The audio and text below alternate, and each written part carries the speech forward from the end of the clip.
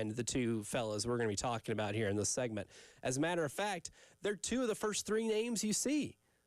They have Lenora Sellers at number 3, but they have Cade Klubnik at number 1. And that made me wonder, are we sitting here in the great state of South Carolina, currently residing in the college football capital of the world for 2025? This is a great question, and I think it's bolstered by the idea that obviously we have a rivalry with this team, a long storied history, so people will be paying attention. That team in the upstate, I know we don't want to say it, but we gotta play it out here. They got some dudes. A lot of dudes. And they are going – this feels as if they've weathered the storm, and I think they're back. Yeah. And it's tough to admit. I know it's early, 6:05. Might not be what you want to hear this early in the morning, but we all have to recognize truth. We all have to understand the task that's ahead of us, and we all have to realize that, yes, they have a dude manning the helm. We can see that. My bigger question is if they actually see that, because I don't think so. They should. They should. Now, if you want to compare, and that's the thing about Cade Klubnik, too, is you kind of have to compare him to other Clemson quarterbacks, and I'm sure that fan base does that frequently. And when you talk about Trevor Lawrence and Deshaun Watson, two guys that won national titles that were NFL highly sought-after prospects. Now, Cade Klubnik will be, too. I mean, I've seen some mock drafts that have Klubnik taken top 5, some number 1. But Klubnik's a little different than those guys in the fact that he's more of a short field technician. And I think at the next level, he will be what somebody would call a game manager. And they'll say that despairingly, even though I think that's not a knock on a quarterback. But in terms of just not having a lot of weakness, and that's exactly what The Athletic breaks down. Dane Brugler kind of broke down his tape and gave his evaluation. But that's the big thing. He's like, I don't know if he does anything exceptionally well, but there's zero weakness in his game. And that is equally as valuable to having all the tools in the world and a lot of upside if you're just able to take care of the ball and move your offense up and down the field. And last year with the wide receiving core, that outside of Antonio Williams wasn't very, I guess, polished and incredibly experienced, did a really good job of that, especially towards the end of the year. That's a team that, as we all remember, to start the year last year, got hit over the head with a bag of hammers for 4 quarters against Georgia, but bounced back to end up making it to the college football playoff and earning it in the ACC title game.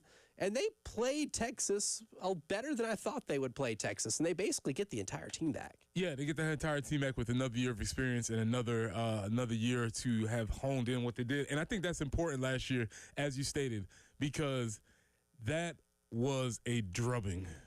34-3, yeah. Not close. It was not, and never, not from the start of the game. And Dabo got up there, and of course we were thinking, he's doing his old Dabo thing, and he was like, oh, well, we're not as far away as you think. He was like, no, I think you are, Dabo. Yeah, 31 points is a long way. But he was right. And they just sort of kept going. I think that's where the idea of culture comes along, and they just kept going, and they build on a culture. And as much as we dislike it, they win a lot of ball games out there. They believe in what they do. They have a distinct way of doing things, and it's worked for them. But Elijah, here's the issue. I know people. I know some people that wear orange. Okay. Some of them I might even consider some of them friends. And the issue is they're spoiled rotten. They'll do it to you. They will never get over that combo of Deshaun and Trevor back to back. It doesn't matter who walks through that door. Does not matter. Because Cade is obviously putting up very comparable statistics. Very comparable statistics. And they look at Cade as like, It's wild to me. They will, unless Cade, because guess what? He's already won ACC championships. He's already had double-digit win seasons. He's done a lot of those mile markers. But you know what he hasn't done? He hasn't won it all. And somehow they see themselves, and I guess they probably should, as one of the teams that could have those types of expectations. And so they're spoiled rotten. Those same people, I was trying to tell them, when they had Deshaun, then they had Trevor. Don't get used to it. And they were like, oh, yeah, And Trevor's pretty good, but this kid, DJ, he's coming in. and he's going to be better than all of them. Oh, it didn't help that whenever Trevor Lawrence had to miss the game in 2020, he goes to Notre Dame and lights it up. And then we just never see that from that kid for the rest of his career. And they were so convinced that it was, oh, hey, listen, I know, Trevor, he's fine. But DJ, he's going to be the guy. Come to find out, having an NFL quarterback is not as easy as you think. And so they are still recalibrating themselves to understanding that, hey, quarterbacks like that don't come around all the time. And I think Cade is getting a little bit of a bad knock from the fan base just because of how good those guys were previously. He'll be one of the only quarterbacks that's like on this list. Like, let's look at the top 10, right? Cade Klubnik 1, Garrett Nussmeier 2, Lenore Sellers 3, John Mateer 4 at Oklahoma, DJ Lagway 5 at Penn State, DJ Lagway at Florida, Drew Aller 6 at Penn State, 7, Sam Levitt at Arizona State, 8, Kevin Jennings at SMU, 9, Josh Hoover, TCU, 10, Arch Manning, Texas. All those fan bases amped about those guys. Clemson fans should be amped about what they have in Cade Klubnik, and I understand that it took him longer because Deshaun Watson and Trevor Lawrence were basically, they got on campus and they were good. They were instant gratification at the quarterback position. It's taken a little bit of time to get Cade Klubnik to this spot. He was not there last year, and he was not there as a first-time starter or in 23. But right now, man, the two best quarterbacks in college football, I'll even take this a step further because you know what? If I'm doing this list, I'm leapfrogging Lenore Sellers over Garrett Nussmeier. You can order Klubnik and Sellers 1 and 2. It don't matter. But for the first time ever, the two best quarterbacks in the entire sport reside in the state of South Carolina. And I know late November is a long time from now. And I have a hard time figuring out what I'm doing 6 hours from now.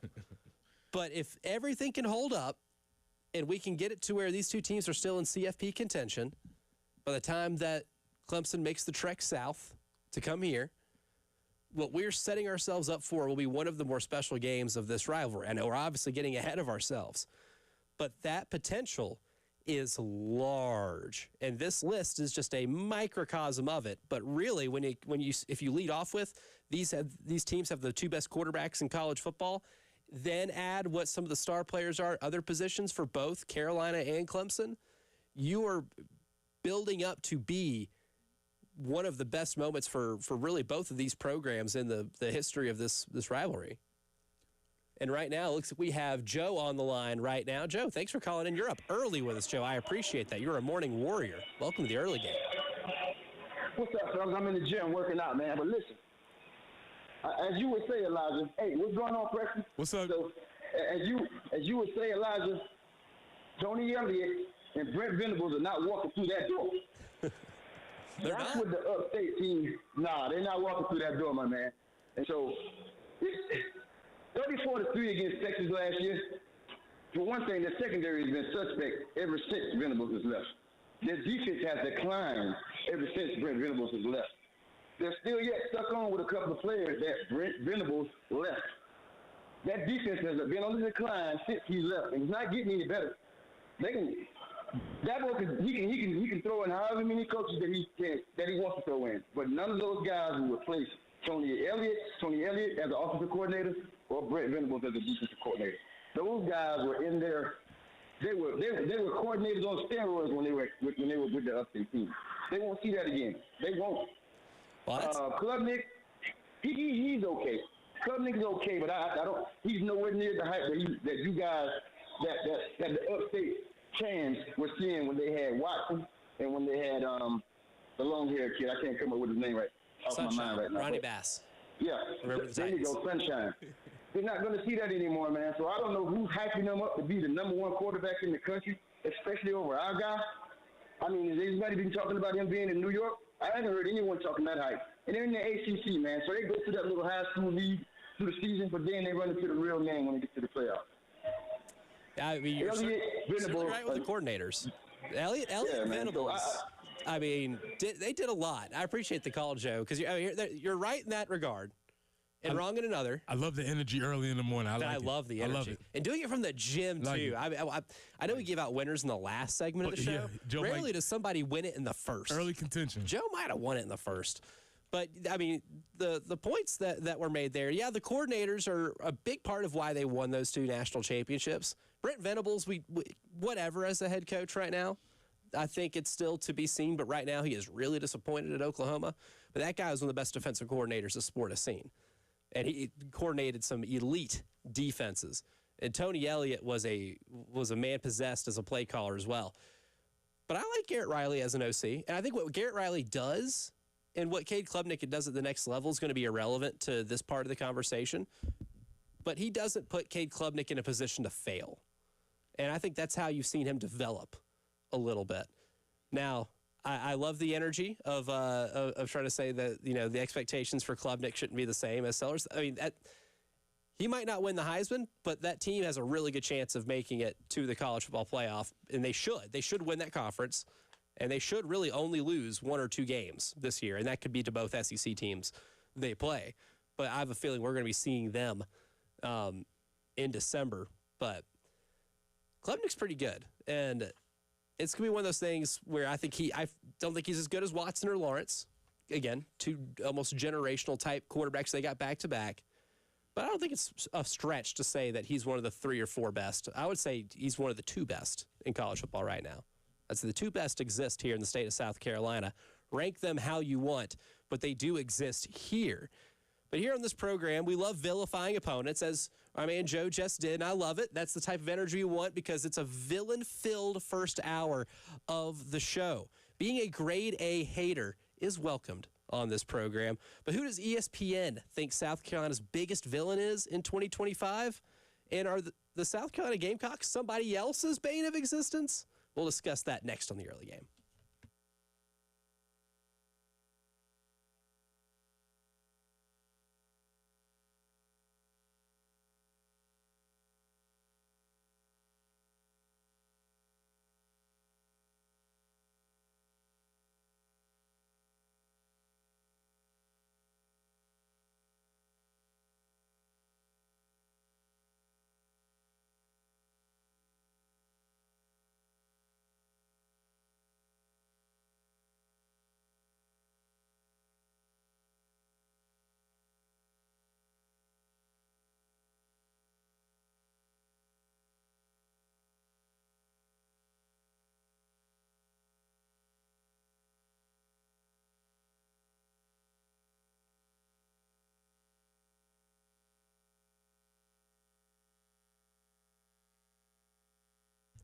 Pressing here for our friends at Integrated Media. We've been trying to tell you all to get ready. Well, we are barreling down the tracks towards the season, and we're on the hype train, and you need to get your setup ready. You can get your outdoor setup ready for the summertime for fall camp that is coming. What does that look like? You can get Samsung Terrace TVs that are waterproof. You might need them with the rain that we've been having. You can have outdoor speakers for TV and music, Wi-Fi that works indoors and outdoors, so you can have all your devices sitting with you, watching everything at the same time. You can have your phone, your tablet, your laptop, your TV. All of them could be running smoothly. You can have multi-screens working for all the games that will be on. And most importantly, you can control all of them to just one remote. So from home theater setup to adjusting your thermostat, Integrated Media is the company that you need to call. So call Nathan and Michael at 803-948-8327. That's 803-948-8327.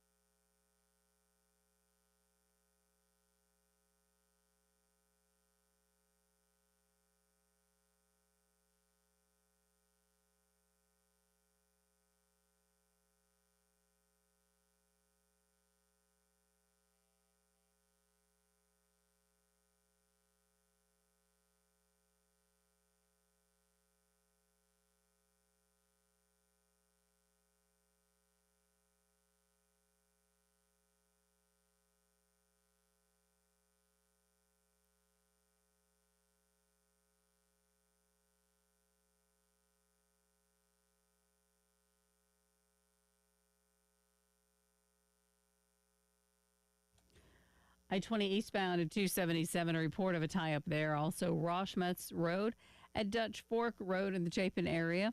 We have a report of an accident as well. 92 for the high today, an increased chance of showers and thunderstorms later this afternoon. 91 tomorrow, more of a slight chance, I guess that's the word, of some afternoon or evening showers. And then Thursday, increased chances again, and a high of 90, back into the mid-90s as we get into the weekend. Right now, though, it's 79 on 107.5 The Game.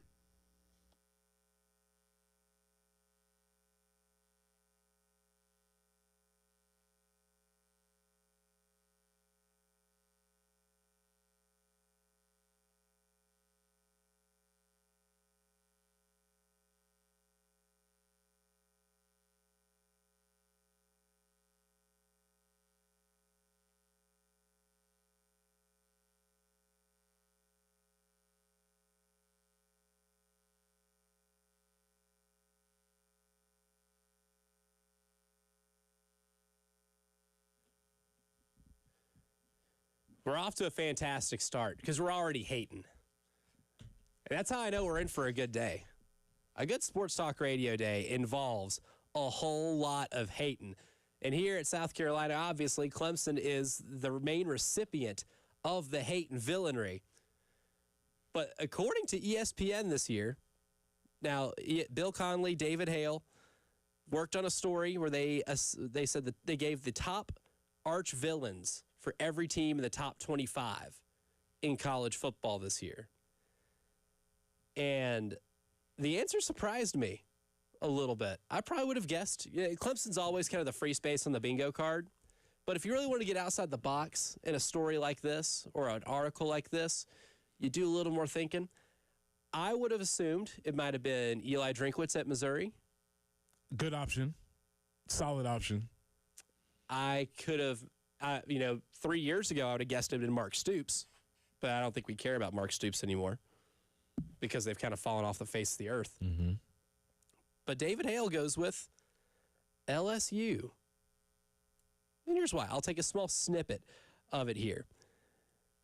South Carolina has its share of hated rivals, Georgia, Clemson, anyone who else plays Sandstorm during timeouts. But as the Gamecocks look to make a playoff run in 2025, enemy number one might well be LSU. The Bayou Bengals have dominated South Carolina over the years, holding an 18-2 all-time record and winning 8 straight matchups dating back to '95. More recently, LSU escaped Columbia with a 36-33 win last season, in which the Gamecocks blew a 4-point lead with less than 2 minutes to play.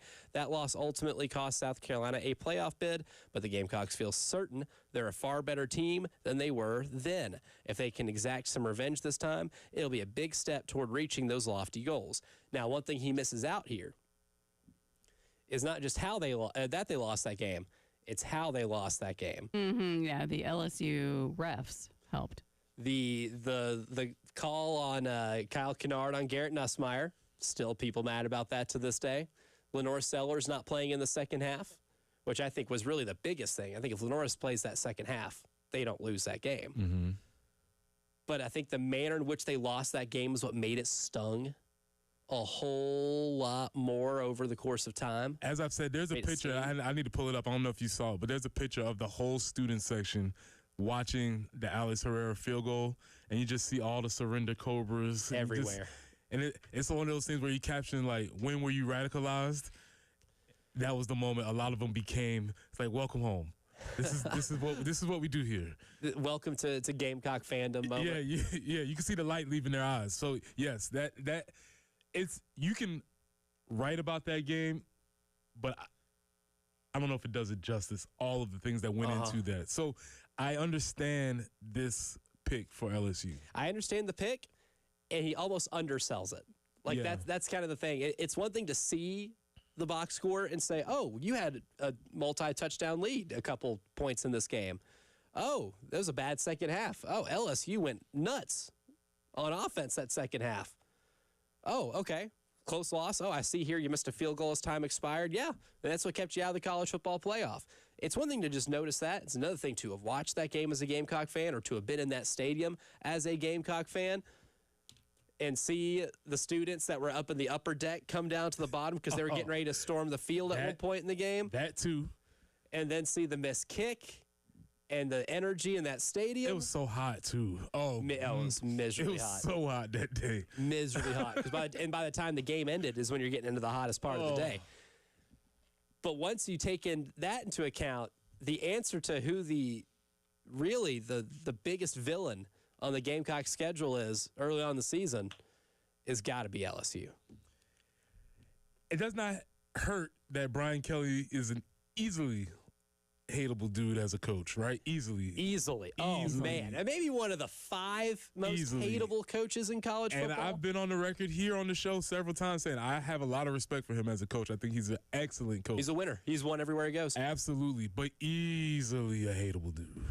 I mean, there's nothing. Yeah. Matter of fact, nobody likes him. His own fan bases. Nobody's liked him anywhere because he's just that kind.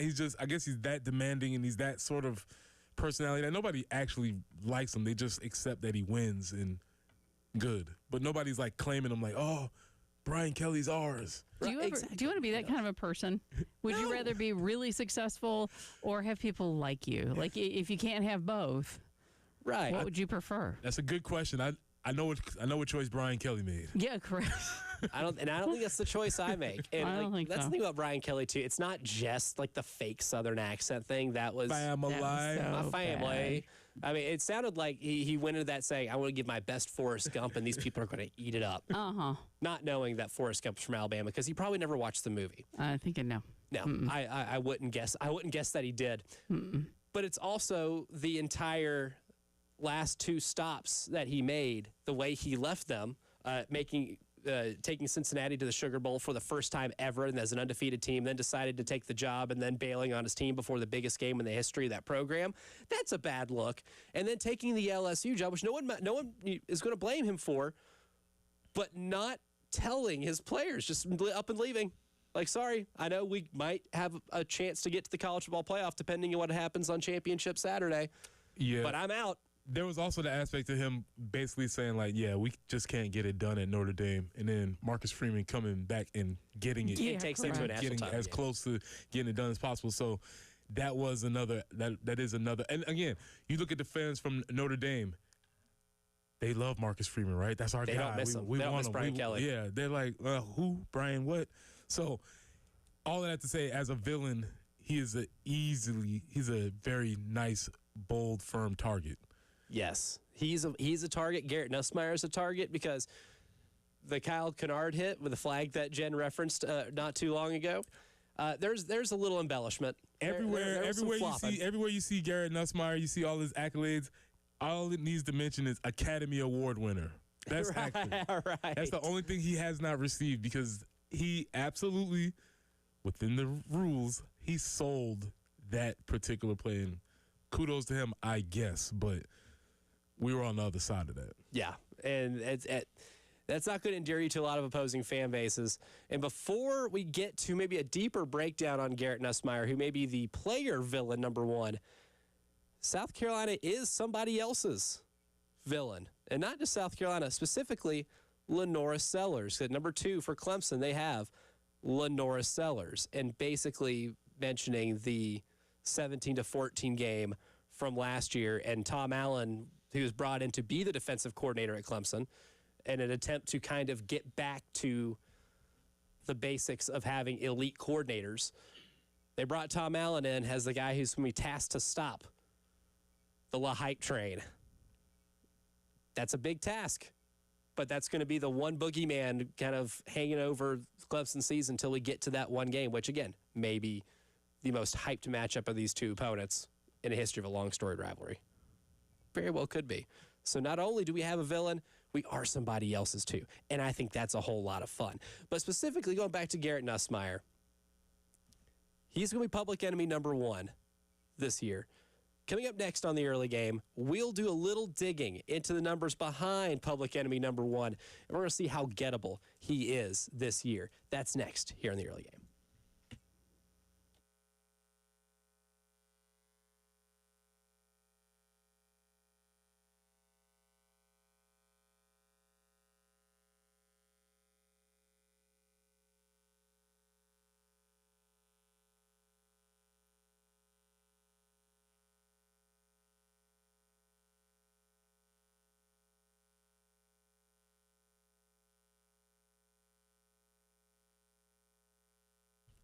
Pressing here for our friends at Absolute Glass, the premier glass company of the Midlands, offering auto, home, and business glass repair.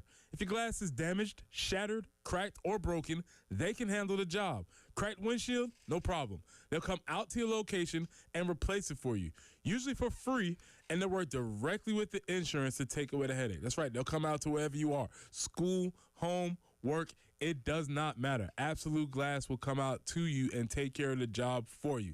Now, if you're at home, you're looking to increase the value of your home, you can do that with new windows and mirrors. And Absolute Glass will take care of that for you too. Windows, mirrors, shower enclosures. I say it all the time. If you can see through it, Ray and Marianne at Absolute Glass can do it. So check them out online at AbsoluteGlassInc.com. That's online at AbsoluteGlassInc.com.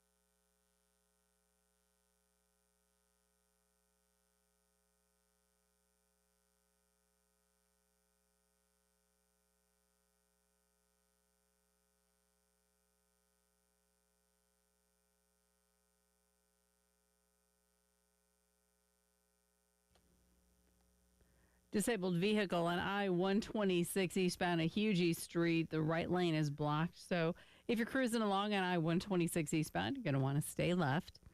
An accident I-20 eastbound at 277. And in Chapin or outside of Chapin, Roshmetz Road at Dutch Fork Road.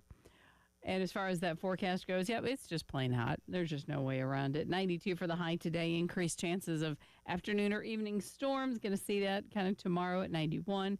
90 on Thursday. Again, the chances for a shower or thunderstorm increases. And then we start getting a little bit warmer and into the mid-90s to get us through the weekend. 79 right now, but the heat index already 82.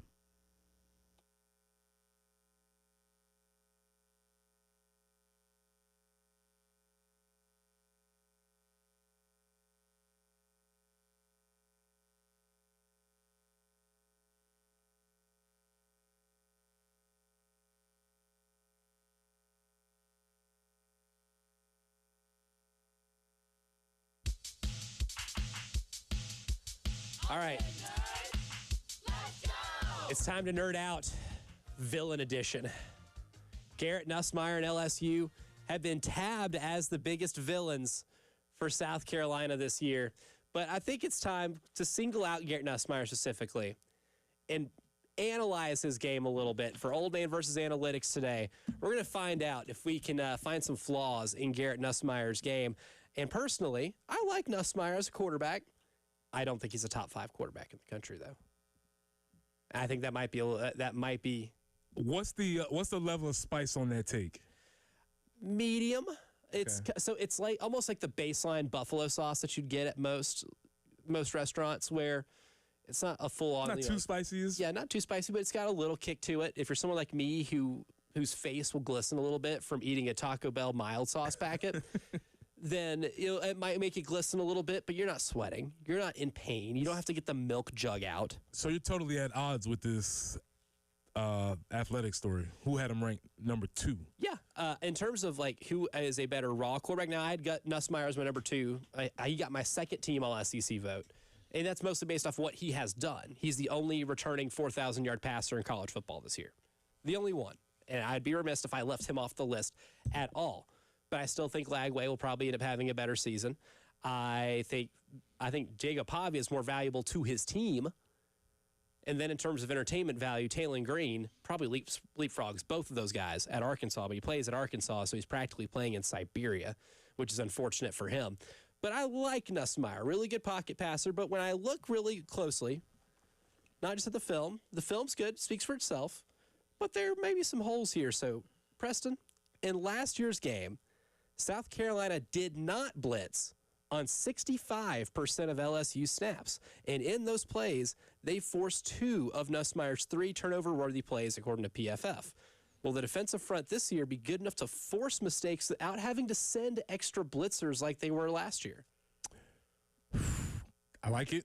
First off, I like the statistics. I'm not going to dismiss the statistic offhand, but what I will say is that they probably needed to blitz a little bit more last year because of those offensive tackles that LSU had, who essentially it kind of locked our dudes down. If you looked at the whole statistics, essentially Dylan Stewart, which, oh, by the way, he was playing against a first rounder in was it Campbell? Will Campbell, yeah, he was playing against a first rounder. He was like the 4th overall pick. Freshman versus a first rounder. You don't expect him to win that battle, but also Kyle Kennard they kind of got locked down that game. Yeah, kind of. First half they got him. Carolina got him in the first half. Right. But the second half, Nussmeier had a pretty clean pocket. The answer, the long way around that question is they're going to need to blitz more in order to put more pressure on Nussmeier this year. I think so. And I expect that 35% blitz rate to go up a little bit when we have to make that trek to Baton Rouge. And that tracks with what Clayton likes to do historically. Yeah, he doesn't like to have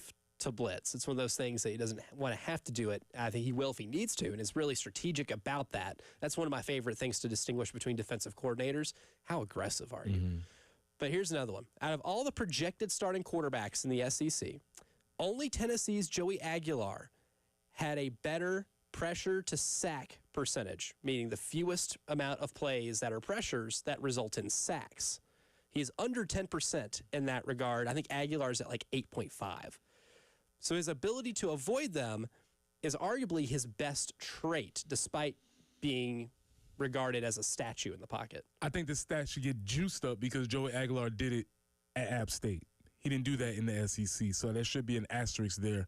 And while, yes, avoiding sacks against anybody is fine, he wasn't avoiding the dudes that Garrett Nussmeier was avoiding. So I would say let's juice the statistic up, and that's something you should probably pay attention to. That's when they talk about quarterbacks having escapability, right? He's not a dual threat dude, No. right? But he's able to maneuver himself and climb the pocket, all of those things you hear, and he's able to do that very well. So I think that is a very notable statistic. And that's the one thing, comparing him and Taylon Green from Arkansas. And I'm the biggest Taylon Green truther in the SEC that doesn't live in Fayetteville, Arkansas.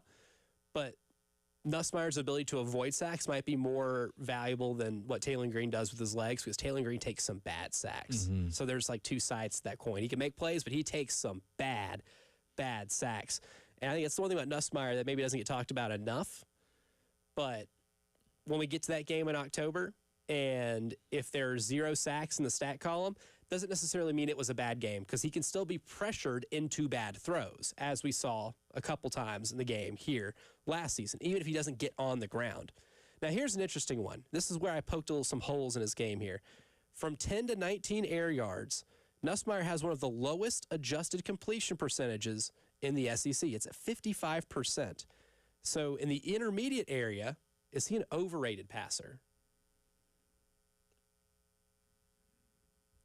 No comment. Evidence inconclusive to me on that statistic. Yes, that I don't think that statistic gives me enough to confirm nor deny with my eyes. But you think that says that he is inconsistent in the mid game? Yes, that his mid game is probably not as, because I mean you watch some of his tapes and he'll make some throws in that area where you're like, oh wow, like he gets some tight window throws, and he's got he made one in the end zone against us, not to bring that sore spot back up. But that was a ridiculous pass. That's what I'm saying. It was an absurd pass. Right. But at the same time, when I see like a number like that tells me that over a larger sample size, he doesn't make them as consistently as somebody who is a Heisman level quarterback. Joe Burrow made those consistently. Jaden Daniels made those consistently. Bo Nix even made those consistently, and that's why his completion percentage was so high. It wasn't just the layups that the offense was giving him, which I'm sure a lot of people would kind of attribute to Bo Nix's record-breaking year when it came to completion percentage. Will Stein, as the offensive coordinator, dialed up a lot of layups for Bo Nix, but at the same time, in that 10 to 19-yard range, incredibly consistent. Penix was the same way. You know, the more I look at those type of numbers over the last few years covering the sport, 55% is pretty low. And it might just be a sign of a consistency issue, but the talent's definitely there. So is that more of an indication of his ability to perform at the next level, and not necessarily, well, that won't really hinder him here, but at the next level that might be something? Because all those dudes you mentioned, despite what I thought, Bo Nix is doing all right. Bo Nix is doing really good. Yeah. Bo Nix is awesome right now. I would not have guessed that. Yeah. So I think that might be the one thing he has to kind of grow a little bit. That might not be NFL ready right now. I'm not saying he can't do that this year, but that's one thing that has to get better if he wants to be considered a Heisman level quarterback, or have that offense elevate to be even better than it was last year, or get even close to what Jaden Daniels had that offense at LSU just the year prior. But despite running play action, last one here, only 27% of the time last year, he still managed to complete a higher percentage and make 12 of his 26 big-time throws out of the play action concept. Will LSU's running game be the key to allowing more of that this year? Yes. You have to establish the running game first, and being able to do that makes people jump, makes people commit more people to the box, makes you softer in coverage. It all works together. So they are going to have established a running game, which goes back to us even further saying that our big key was being able to stop the run. And if we're not able to stop the run with our 4 to 6 guys in the box, and we have to commit maybe Jalen to being in the box, that leaves us exposed. So I think that is something that we'll probably have to pay attention to a lot more. And that makes it a lot more vital, too, because Caden Durham kind of had one of his breakout games here in the second half against South Carolina. Offensively, they didn't have much going at all until that second half happened, and then Caden Durham kind of took over as the full-time starter. He's back this year at LSU, but it's amazing how that all kind of comes together, the importances that we have just for this team throughout the year, and then how it kind of applies to each game on the schedule, because that's one thing I think Nussmeier's really, really good at, too, is play action. They just didn't do it a lot last year because they weren't an elite-level running team. But Garrett Nussmeier and LSU tabbed as the biggest villain for South Carolina in 2025 by ESPN's David Hale.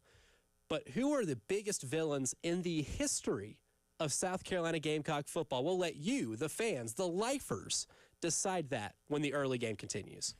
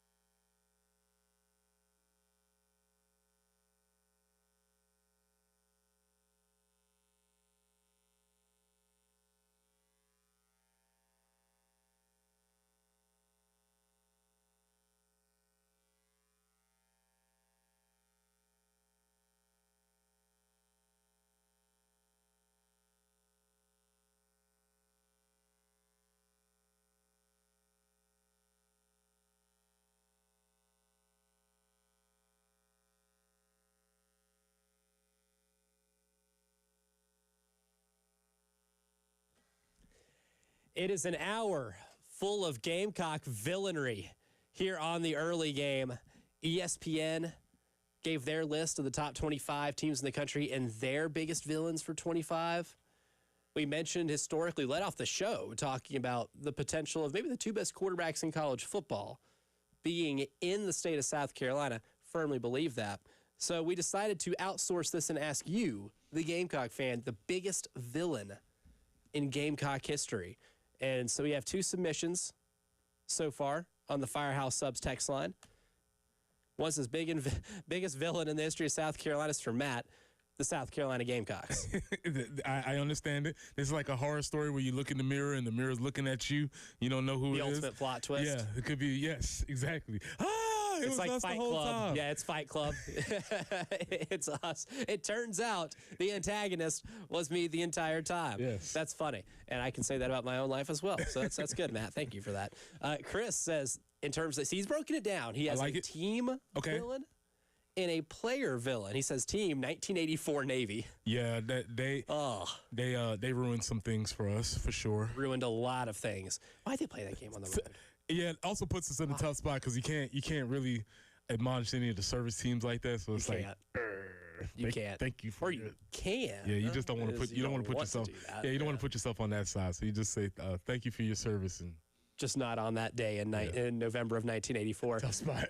And then player, Chris says, Rod Gardner push-off. Big time. I was there for that. I witnessed that from the sideline. It wasn't great, and he solidified his villainy.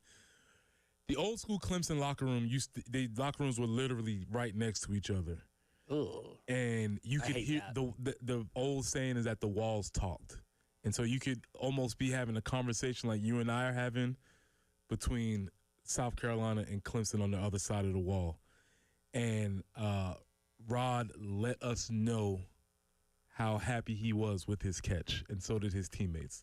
So, yes. Did he fess up to pushing off in any of that No, time? he conveniently left all of that out. Okay. But, yeah, him and his teammates definitely let us know how impressed they were with their win that game. So, yes, Rod Gardner high up on the villain route. Because I'm not going to lie, if I got away with a push-off in a game like that, I'm going in the locker room, and if I'm very aware that my opponents on the other side of that wall can hear it, I'm like, yeah, and I pushed off. Yeah. I'll do it again.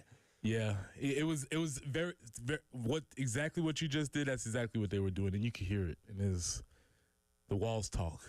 Oh, see, yeah, I would have hated that as a Yeah. player. Would have absolutely hated that. Insult to injury That was tough. on that one. Shannon says Georgia and Florida, just two, I guess, programs. Programs as a whole, and yeah, and I agree. I agree with that. I want to get more. Shannon, I need you to. I'm gonna be your teacher here. I need you to get more specific with that. Is there an era of Florida? Is there an era of Georgia? Is there a particular Georgia team? Let's get a little bit more specific with that. I understand what you're saying with that, but we can Show your work. That's right. We can do Yes. better. Hot Sauce Ross, he says David Green strip touchdown. I think he might have meant David Pollock. Yeah, Strip touchdown. David Pollock. David Green was the left-handed quarterback on that team. Yeah, David Pollock. That play. Every time David Pollock's on TV, they play that play. Of course, that was like the defining play of his storied career. And I cannot, for the life of me, I still can't figure out what happened. I still don't understand how you sack, strip, catch, score a touchdown in the same play. One fell swoop. Yeah, so that's a solid one. But he also goes on to say, any Caucasian defensive player from Clemson. It's a mold. It's like Duke basketball players. Ben Boulware, we're looking squarely at you, sir. Yeah, Ben Boulware he's definitely and to his credit, he embraced it. As he should. And he embraced it, and they were very good at the time, so I can't be mad at that. That's always been my thing, too. If you're a white Duke basketball player, like, buy into it. You just got to go. You have to. You just got to lean all the way in on it. You're in a long lineage of it, which is why it was so weird that Cooper Flagg might have been the first likable one. That's true. He broke a historical precedent that I didn't think was possible. I think Grayson Allen might have like confirmed that forever and made it to where I feel like that would never change. I think it was because Cooper's skill was undeniable, and so there was no wiggle room to hate on him. It's like, yeah, all right, man. He was too good. You're too good. Too good at that. Ray says Will Muschamp. Good pick. The enemy's inside. The enemy's inside the house. The call is coming from inside the house. Run! We have traced the call. It's coming from inside the house. Yeah, that's a solid pick. And then Joe goes on to say, Steve Spurrier, and then, comma, and in all caps, when he was a Gator. Yes. Good call. Very unlikable Steve Spurrier was as the coach of Florida. Good call. The old, when we had the blackout game in 2001, I believe, when Spurrier conveniently said that the blackout was great so that his players could see the ball better in the sky. That was a very villainish type of thing to say. And it kept you, I guess, from competing for the SEC East title. That was like an elimination game of sorts, because that was the reason why they had to replay, or Tennessee and Florida after the 9/11 attacks. They played that game in December. It's wild. Hour number 1 in the books. We'll continue this discussion throughout the show, but coming up next, we have some SEC Big Ten villainy. We'll elaborate.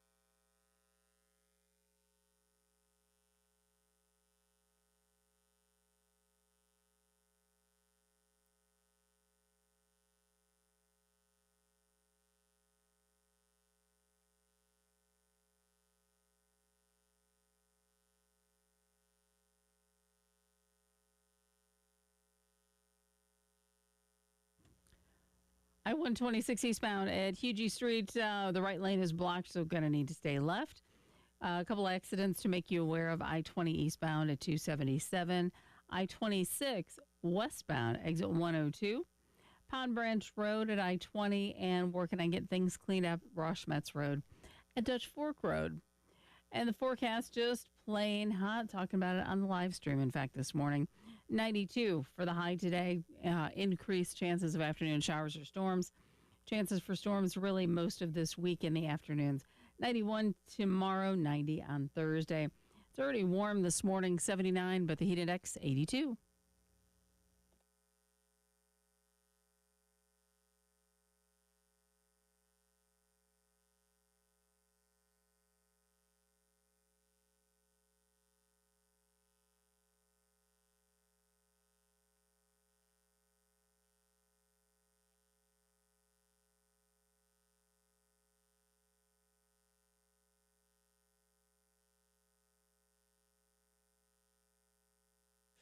Hour number 2 of the early game starts right now. I'm Elijah Campbell. He's Preston Thorne. She's Jen Jensen.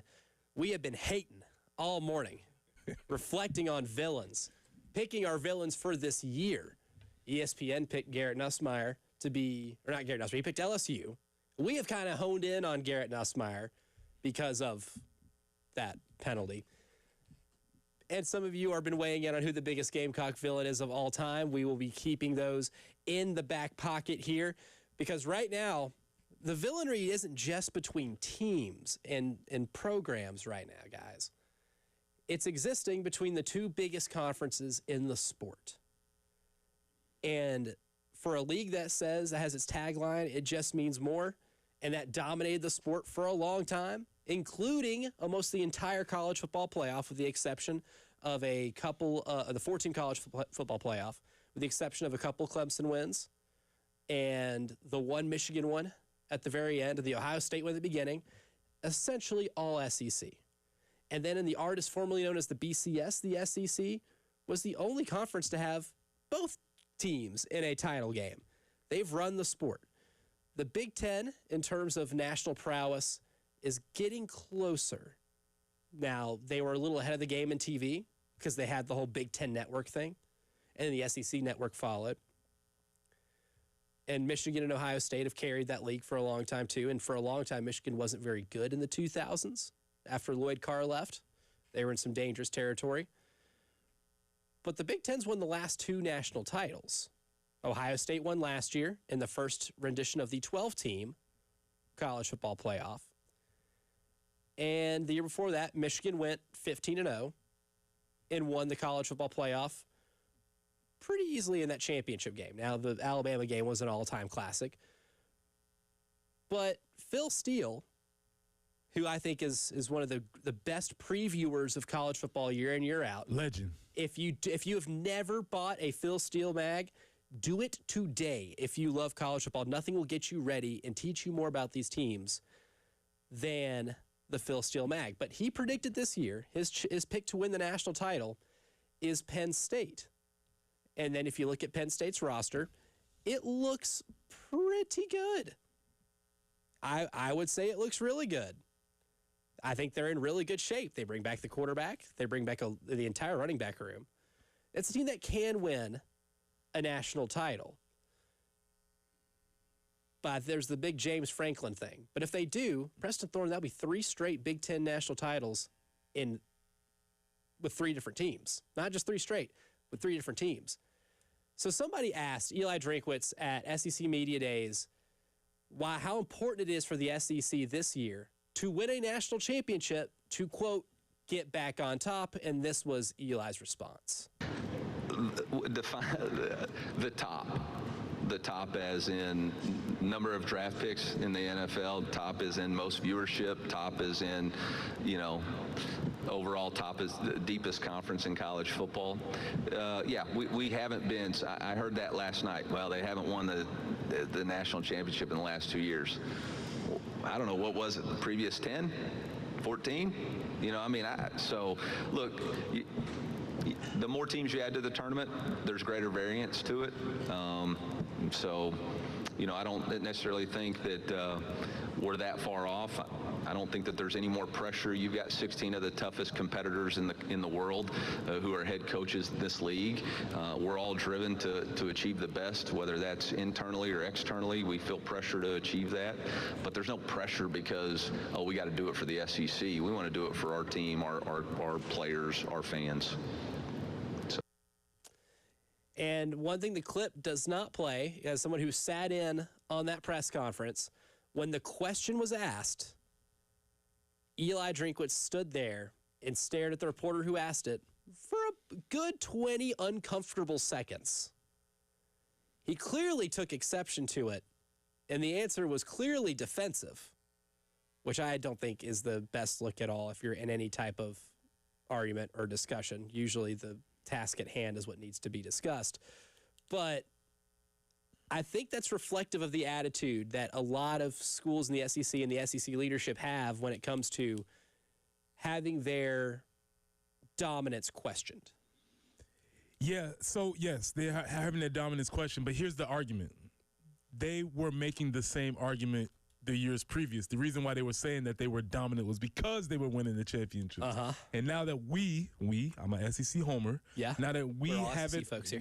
now that we haven't won it, now we're sort of moving the goalposts to other things.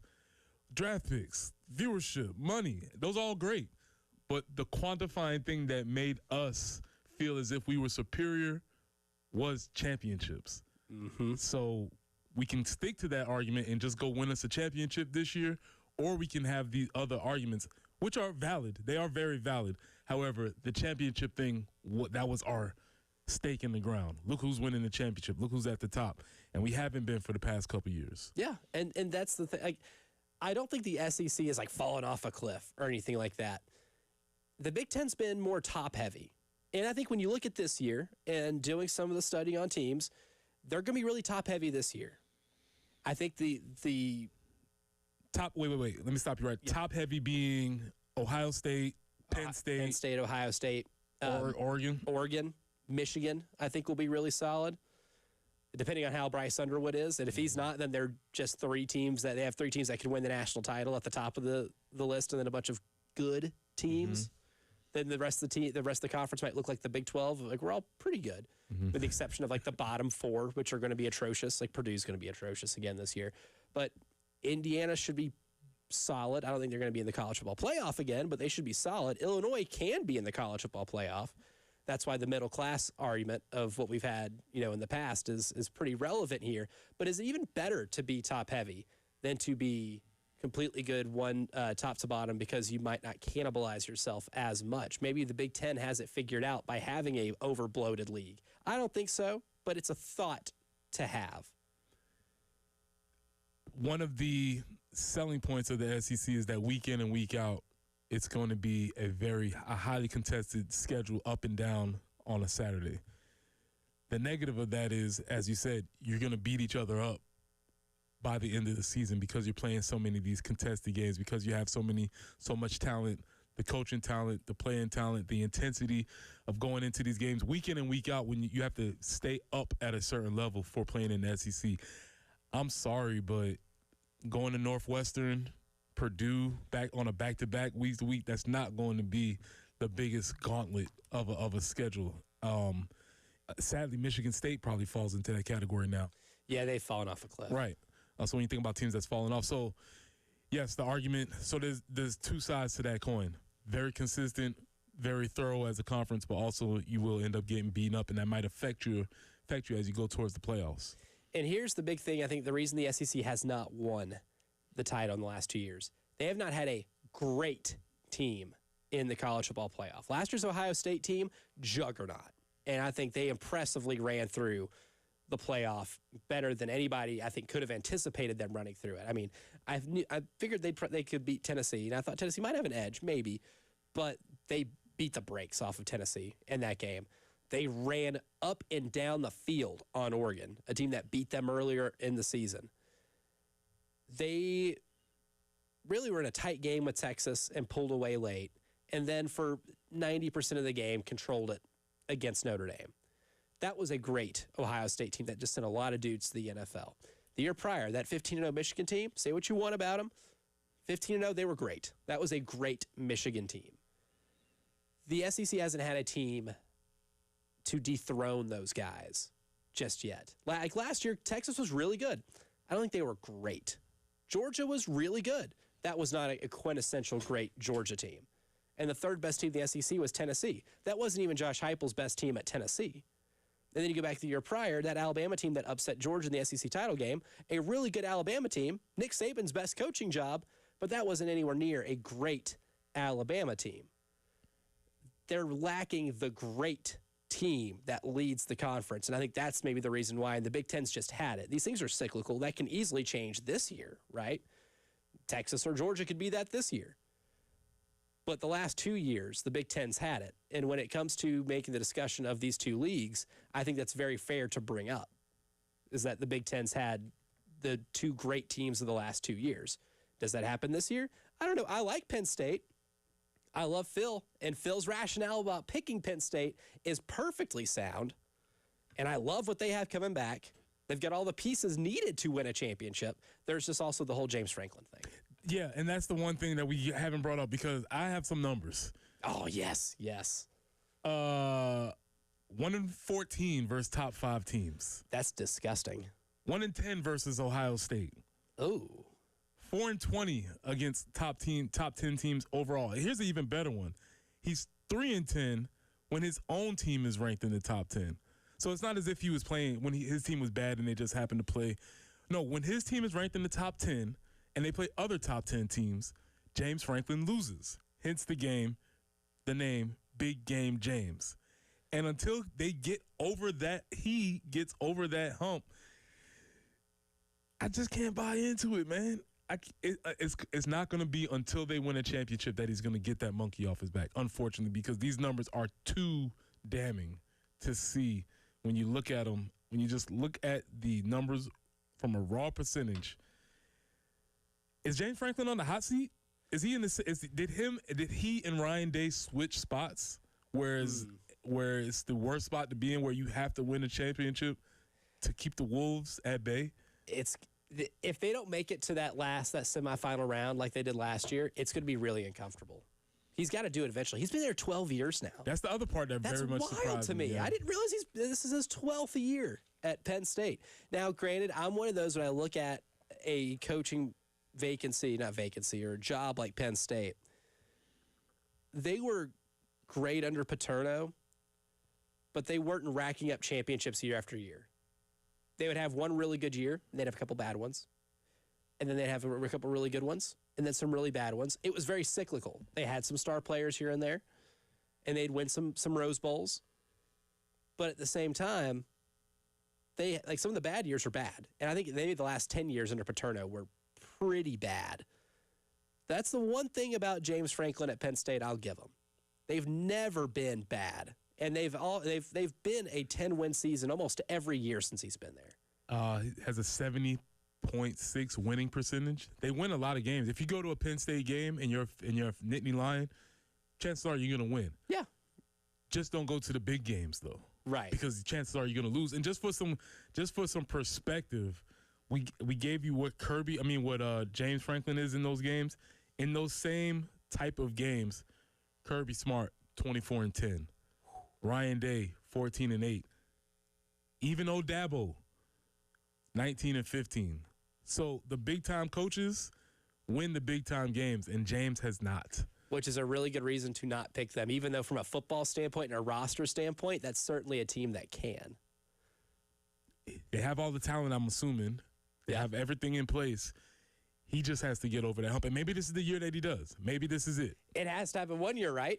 I guess. Maybe it never does. 1-10 versus Ohio State. Because then you look at the games they lost, the 2 games they lost this year, or well, they lost 3, but the 2 before the playoff. Oregon in the Big Ten title game, they scared the lights out of Oregon, but not expected to win that game. Really, if it wasn't for some really bad turnovers, they beat Ohio State. They had Ohio State where they wanted them. But they couldn't get it done at the end. Do you learn from 1 year to the next? Because they do have a lot of roster turnover. Do you learn from 1 year to the next? That's the interesting thing. when does the thing become a thing? That's my question. Oh, it's a thing right now.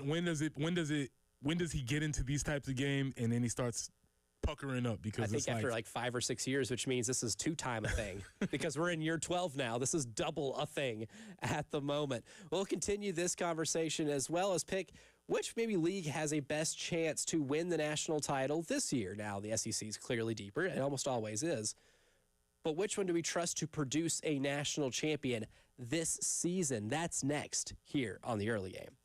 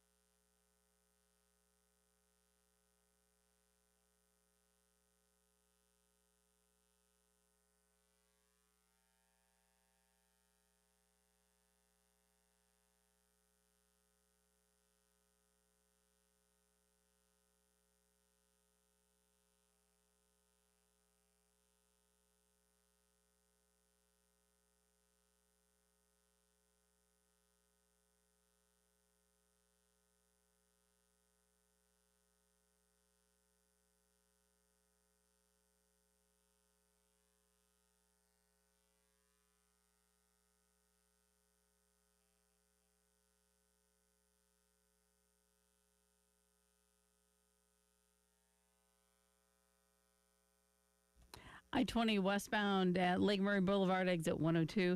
Still a report of an accident there. Pond Branch Road at I-20. And I-126 eastbound at Hugie, disabled vehicle that has the right lane blocked, so do stay left in that area. The earlier accident in Chapin, that has been cleared. And yep, as far as forecast goes, a lot of heat and humidity coming up. 92 for the high today with an afternoon or evening thunderstorm. Tomorrow and Thursday also expecting some thunderstorms, highs in the low 90s. It starts creeping back up to the mid 90s by Friday and for the rest of the weekend. But we are starting off kind of warm already. 78 with a heat index of 80 currently on 107.5 The Game.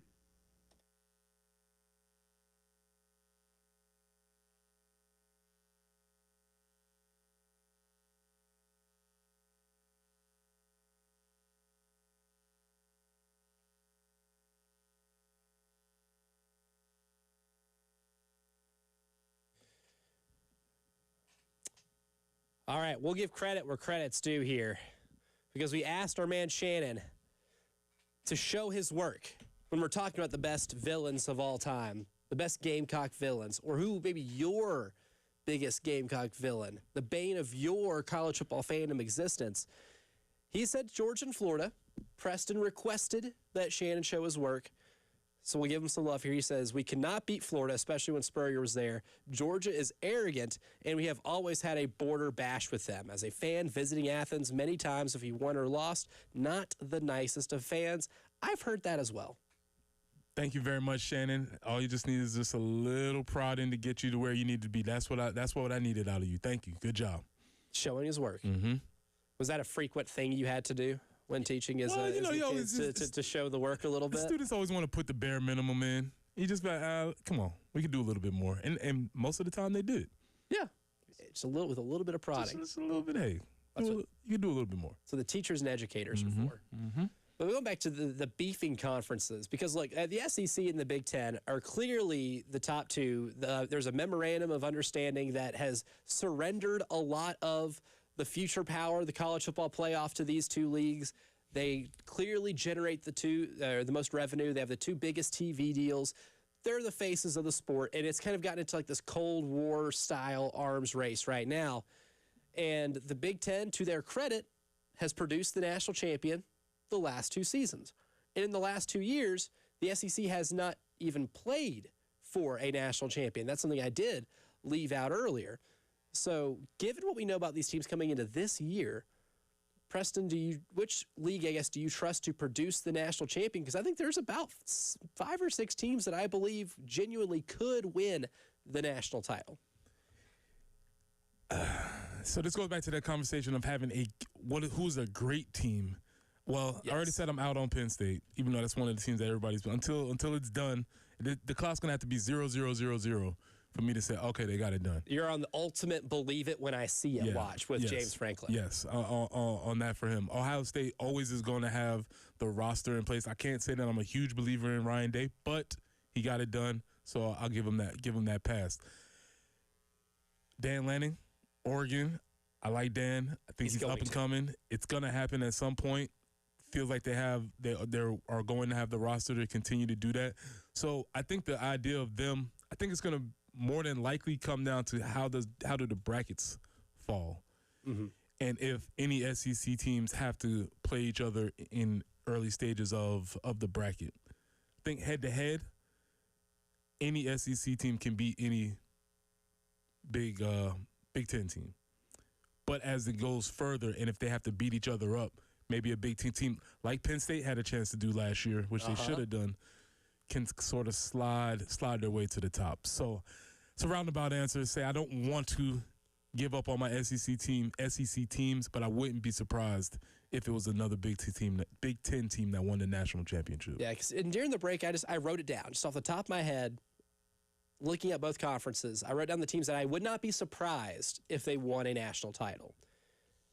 And for the SEC, I put Texas, Georgia, Alabama, LSU.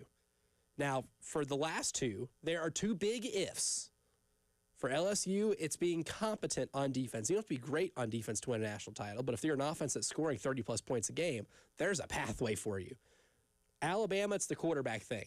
I'm a believe it when I see it basis with Ty Simpson. But then Texas and Georgia, very well-rounded. I saw a lot from Gunnar Stockton in that second half of the SEC title game. Arch Manning doesn't have to be great. That offense is still loaded. You have the best play caller in the sport. You might have the best defensive player in the sport with Anthony Hill. And then about 4 or 5 potential first-round draft picks on that defense as well. And I think Sark's one of those guys. I think we'll get it done one day. And then the Big Ten, I have Oregon, Penn State, Ohio State. I'm not in on Michigan to win a national title this year. I think they'll be really good. Say that again. Oregon, Penn State, Ohio State. Yep. Got you. But I only got to 3 before I was like, I don't think any of the other teams can win a national title. Now, I wouldn't be surprised if Michigan got into the college football playoff. I wouldn't be surprised if Illinois got into the college football playoff. I would not. That team probably has some of the best roster retention of anybody in college football, and they have a little bit of a Big Ten scheduling break. I'm not too far off from Joel Klatt in terms of thinking that that's a team that's one. Them and South Carolina are probably the 2 most likely to be able to make their first appearance in this thing. So let me make sure, because I think I'm about to push you in a corner here. Okay. You stated that these are the teams that you wouldn't be surprised if they made the CFP. Or no, won the title. Won the title. Oh, that's even better. You wouldn't be surprised, and you had Illinois in that category slightly. No. Okay. I had them in the playoff. Okay. I would be stunned if they won the national title. All right. I just wanted to make sure I was hearing what I was hearing. Yes. Okay. But continue. I could see them as being a one-and-doner in the playoff. Proceed. And that kind of leads me to this. Because, I mean, the SEC, in theory, I have them as having more teams that are national title capable than the Big Ten by 1. How much of a deal is it if the SEC continues a championship drought this year when it comes to the arms race that both of these conferences are fully engaged in? Well, if Sankey wants to keep holding the big stick and telling everybody what to do and sort of walking around as if they own college football, you're going to have a championship to back that up. All those other things, draft picks, money, TV ratings, those are great. But you need to have the big joker coming into these conversations saying, oh, yeah, we win national championships too. So from that aspect, I think it is pretty imperative that they get one here this year before a thing becomes a thing. And all of a sudden people are starting to say, well, yeah, the SEC is a regular season conference. They can't get it done in the playoffs. You know, the narratives start to develop. Especially now that we get into a larger playoff. And, like, yes, that clip that we played from Eli Drinkwitz earlier, he does allude to there being more variance in a 12-team playoff. I understand that. But people are going to start noticing a trend. The casual college football fan will start noticing a trend that if we get to 12 and you're 0 for 2, then I think your spot at the top of the college football world can legitimately be questioned at that point. I think the last 2, like Ohio State, Michigan, these last 2 years, great teams. Great loaded teams, reminiscent of a lot of the SEC teams that won titles, especially the Alabama teams during Saban's run, the Kirby Smart teams at Georgia because they produced a ton of NFL talent. They were really good at certain things, and when it mattered most, they won games. And really, Ohio State, their only losses were 2 teams in the Big Ten. And then one of the teams that beat them, they drubbed in the playoff when it mattered even more when they put in the Rose Bowl back on New Year's Day. I think there would be some legitimate, I don't want to say like completely questioning, but the reporter who asked the question to Eli, who he just took an incredible exception to, wouldn't be as far-fetched as Eli would make it seem. I don't have it off the top of my head. With this being said, I know it was Ohio State beat Tennessee last year. Were there any other direct matchups that I can remember with SEC and Big Ten in the CFP last year? In the CFP, because Georgia lost to Notre Dame, Texas lost to Ohio State. So Ohio State beat Texas. So, yeah, I mean, so you start, and then when you start adding that together, you're saying they went through this gauntlet of the toughest team in the toughest conference in the nation, and we beat your 2 representatives. Big Ten does have a very strong claim to be in the top conference, especially when their team beat 2 of your teams on the way to the championship. Yeah, SEC can't let that happen again. And then, if you want to take it back a year before, in the last 4-team playoff with Michigan, they beat Alabama. They sent Nick Saban into retirement. We sent your greatest out the game. They did. So when it comes to it, the arms race is really close. And that's also really good for the sport. If you're going to have two leagues, they need to be as competitive as humanly possible. But when it comes to the NFL, Preston's trying to find him a team that will be competitive as possible and also fulfill the loves of his football-loving soul. We continue to do that next here on the early game.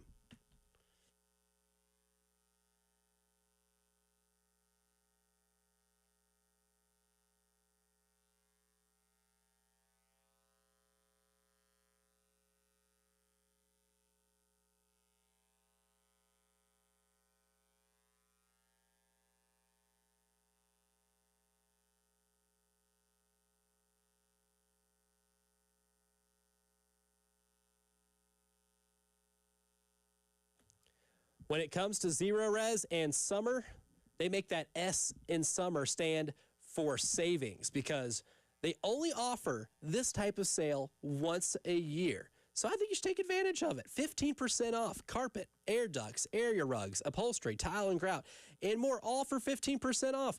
And not only does that help you save money, it helps you save time because in the summer you want to be able to enjoy the things you love doing in the summer, not have to worry about the house.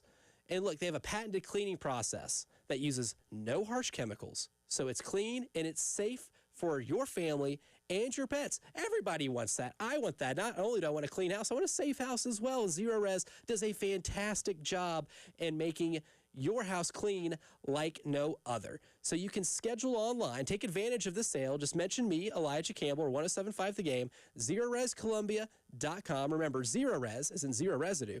Spell it forwards or backwards. It's the right way to clean.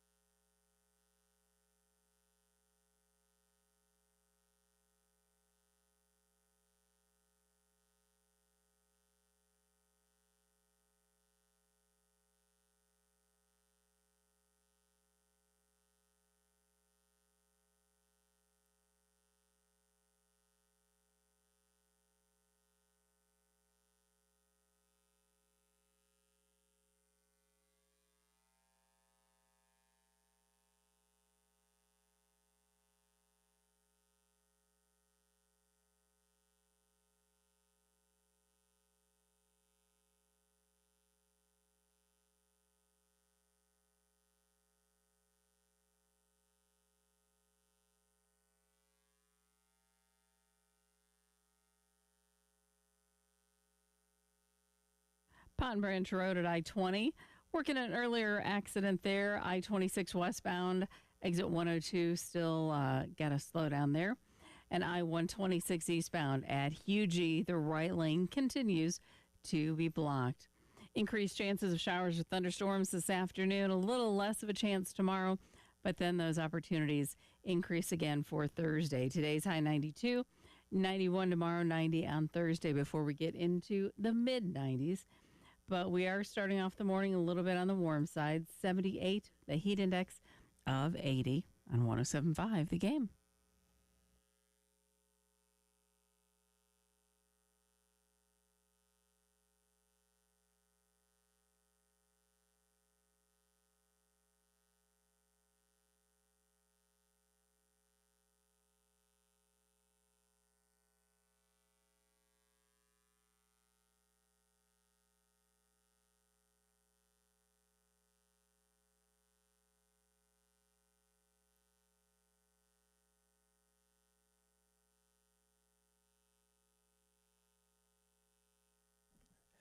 In one of the previous Old Man versus Analytics segments, I think Preston Thorne fell in love with a new stat. Yak. Not yards after catch, yards after contact. So now that we're still continuing to help him find a favorite NFL team, I've compiled a list of the teams that had the best yak monsters on the team. The teams that ran for the most yards after contact.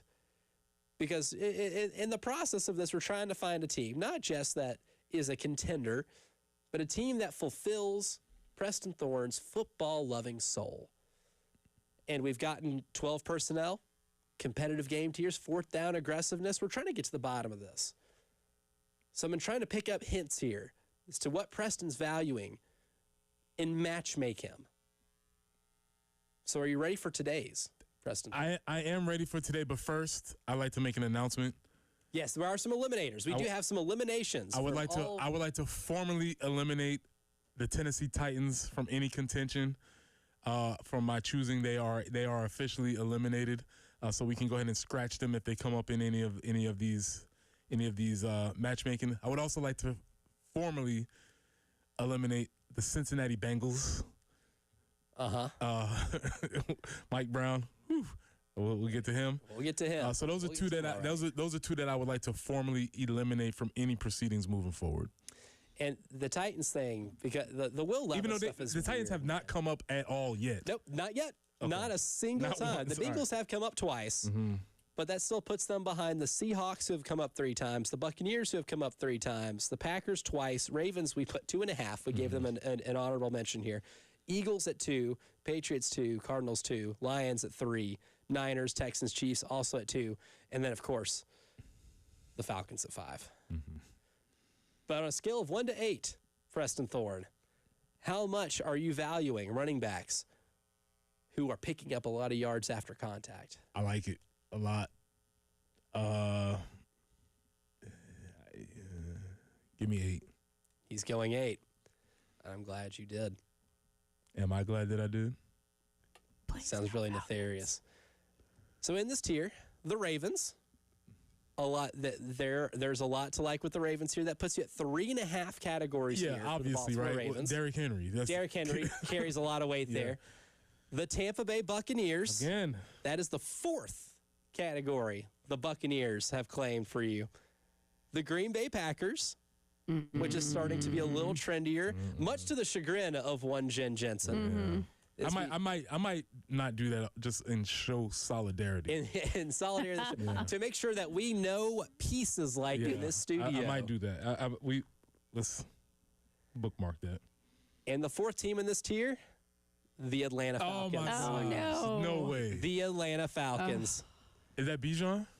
Bijan Robinson. And Tyler Algier. Algier, not bad after contact either, but that's the 6th category that has matched Preston Thorne's love in football. Do we have a recap so far of what, like, the top 5 matches are? Like, obviously, we know the Falcons. They're at 6. Yeah, the Buccaneers now at 4.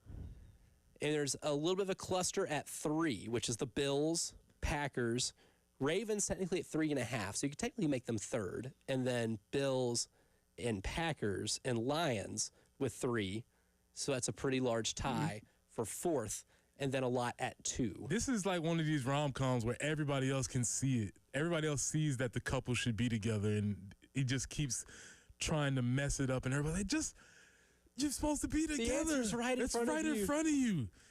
And here I am trying to find love in all these other places when it is glaringly staring me in the face.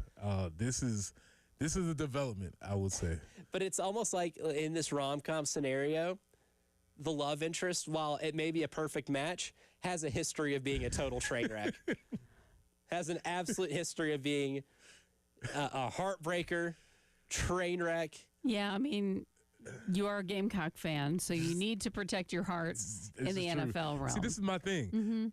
I go for the stress and anxiety on Saturdays. I don't want my whole weekend to be full of that. The Falcons would certainly make it that way. See, They would make it that way. But, I mean, they're at least in the NFC South. It is a clear path it's a good spot to be to in. the playoffs. It's a good spot to be It's in. a clear path. Because I'm telling you, it's the worst division in football.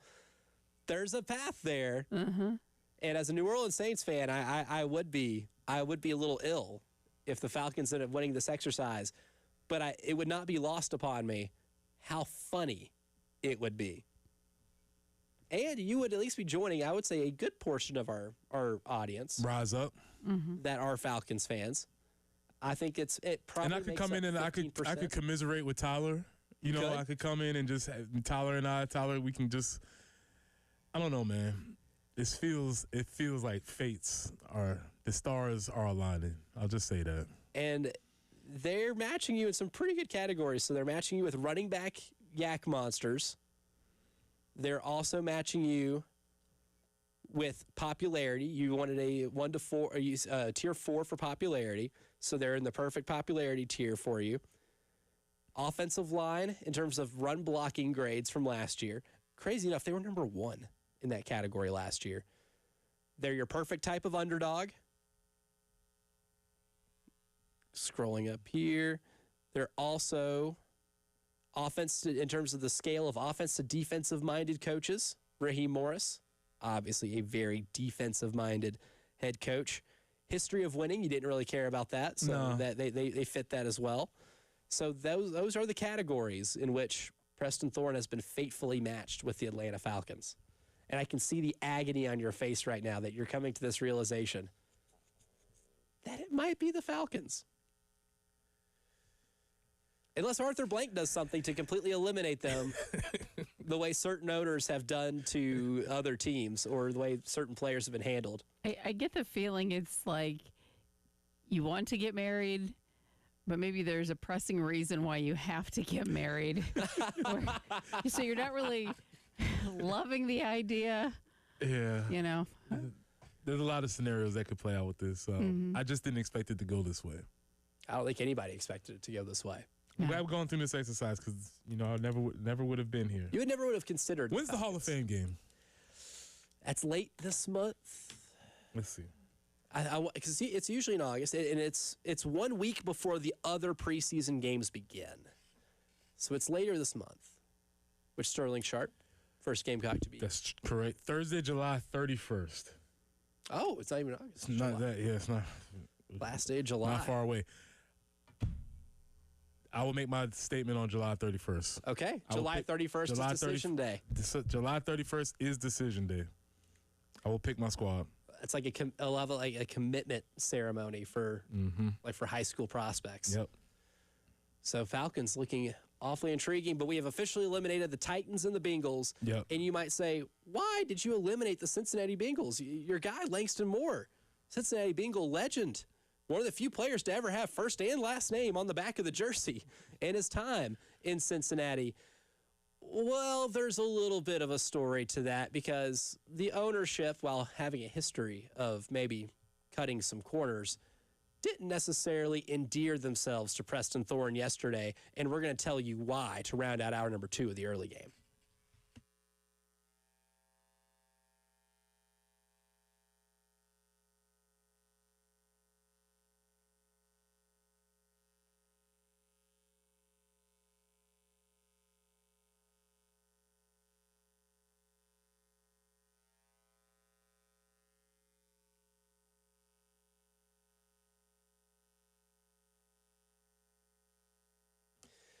Right now, I'm sitting next to a man who is troubled with the realization he might have to be an Atlanta Falcon fan. But if there were any tax issues that were also weighing him down, if that were the case, Ecton Law Firm would be here to at least alleviate that. They can't fix Atlanta Falcons fandom, right? I don't know of anybody that can. But the Ecton Law Firm can take care of the tax issues that might be stressing you or weighing you down. And you can set up a free consultation today. Easy to reach, 803-771-9800, because they have a local team that is resolving income or business tax issues for good. Because at Ecton Law, they understand the challenges that you and your businesses can face.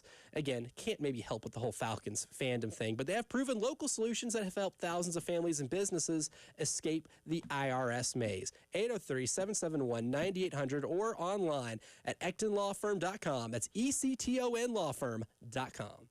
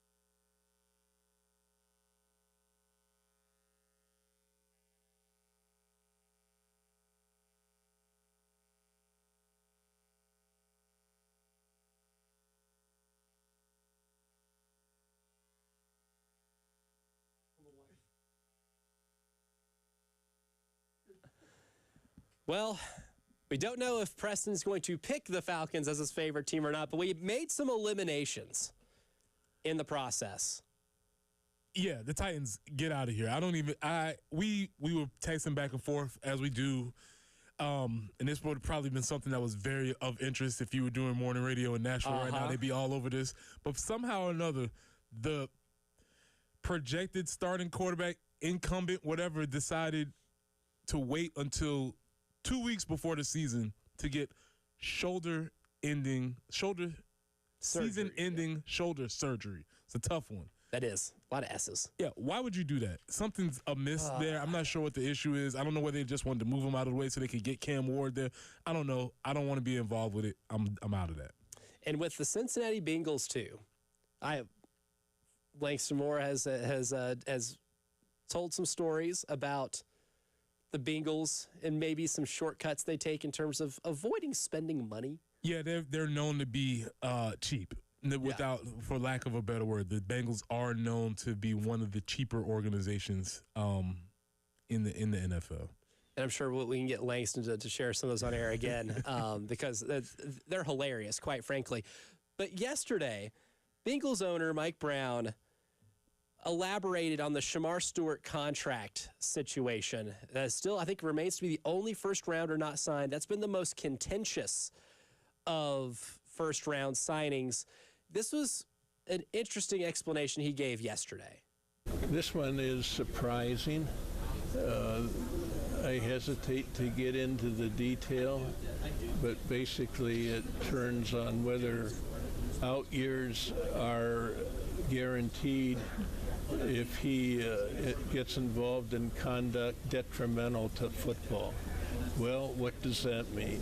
Detrimental to football in recent years has been violence to women. That's about the one that comes to mind. There are others probably, but that's the one that I think of. Well, if we get a player who gets involved in something like that or does something that is just unacceptable, guess what? I don't want to pay him. I really don't. If he's sitting in jail. So he brings up things that would be conduct detrimental and starts, he's bringing up examples of violence to women. Okay, sure. Or anything that would get you in jail. Okay. We all would agree. We would all agree. But Shamar Stewart hasn't done anything like that. Yeah. I mean, at least to my knowledge, I have not found anything about Shamar Stewart that has anything to do with him being in jail for anything or having any type of accusation like that. It's almost making it sound like they're punishing him for something he hasn't done. This is a galaxy brain labor issue for the NFL because we've already seen the reports that the NFL owners have been trying to collude, for lack of for use of the term, in figuring out what they're going to do with these contracts. And it's all in reaction to the Cleveland Browns giving Deshaun Watson an unprecedented guaranteed deal after the allegations were alleged against him, after the civil suits.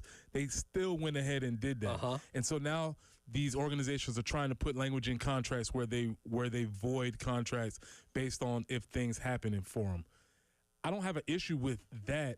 The issue I have is that this doesn't need to be in public.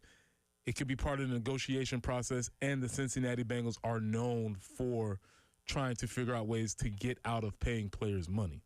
Right. And so there's a convergence of a lot of different issues. But the main thing is that the NFL owners have been caught trying not to pay money, and this is another way that they're doing it. Yeah, and look, everybody's going to want to have something like that in their contract now, and their contracts with players after the entire Deshaun Watson thing.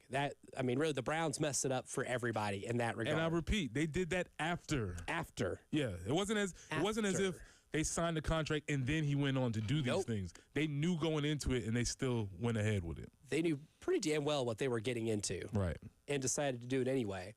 But just to publicly throw that out there, too, in bad taste. Yeah, that's just not a jacket you want to throw on somebody. Especially if there's no history of anything, if any of those types of things happen. Well, the Bengals have their own issues. Trey Hendrickson, salary cap issues. I'm out. Yeah, they're out. You're out, and rightfully so. They're a mess. Hour number 3 won't be a mess. That's up next here in the early game.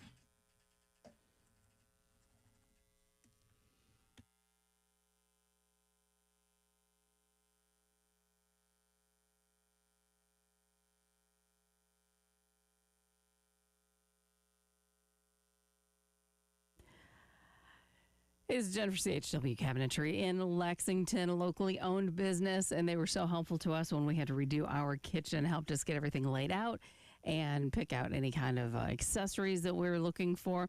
The photorealistic rendering that we got of our finished kitchen before it was done, it was incredible because that way we could look at that and say, okay, yes, this is what we need for flooring. This is what we need for a backsplash. And not going to lie, the photorealistic rendering had some really good design ideas that we ended up sort of borrowing. But we were so happy with the experience with the kitchen that when it came time to replacing some cabinetry and updating some bathrooms, we went right back to CHW Cabinetry because we knew we would have a great experience. If you're looking to make some updates in your home, making some areas a little bit more functional, be sure to visit chwcabinetry.com or call them today, 803-520-6837. And, of course, tell them Jen Jensen sent you. CHW Cabinetry in Lexington, passion from inspiration to installation.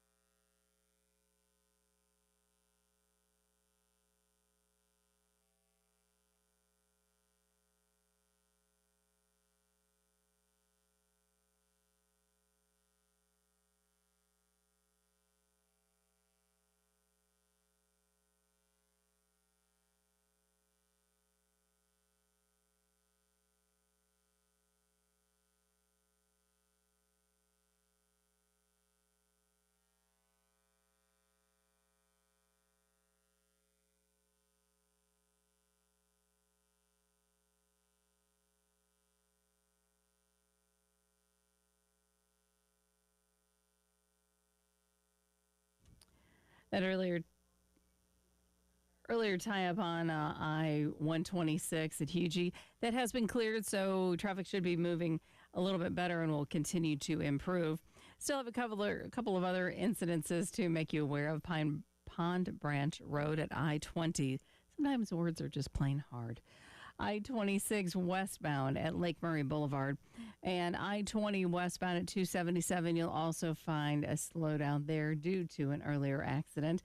And we just kind of have this carbon copy forecast going for this week. We're looking for some showers or thunderstorms possible really each and every day in the afternoons. 92 today, 91 tomorrow, 90 on Thursday, warming up, 80 right now, and a heat index of 84.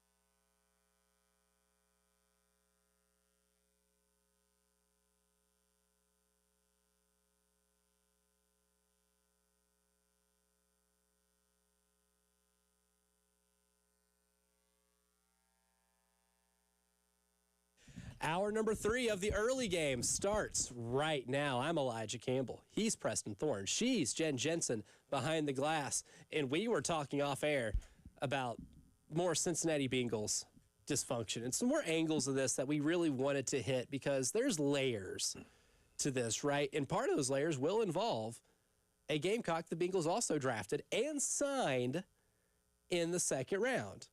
And maybe this whole Shamar Stewart thing will play well for him because he might be getting those reps that Shamar Stewart doesn't. But that's one thing we discussed because in the last segment we talked about the Bengals owner, Mike Brown, yesterday going really on the record to say that the holdup with the contract is the potential of trouble. And they don't want to sign him to guaranteed money without having a clause in there that says that if there's any trouble that could keep him from being on the field or conduct detrimental to the team, they don't want to sign it. But that led us to more questions, Preston, including a couple of points that I know that you made off air that make a ton of sense from a football and non-football standpoint. Yeah, so the idea about the contracts and what Mike Brown was saying, he specifically brought up this idea of like, we don't want to have any money out there guaranteed for a player who it gets in trouble off the field. You stated that we don't know, we can't find anything on Shamar Stewart off the field. My counter to that is when they go do the NFL process, through the draft process, they find out they have a dossier on every athlete. Everyone. Right? They know what you ate for lunch. I tell the story all the time about how one of my teammates who got drafted very high, number 10, figure it out. They went back and asked his middle school principal about an altercation he got in middle school. Okay? They do. There's a lot of due diligence done here. They do a lot of due diligence.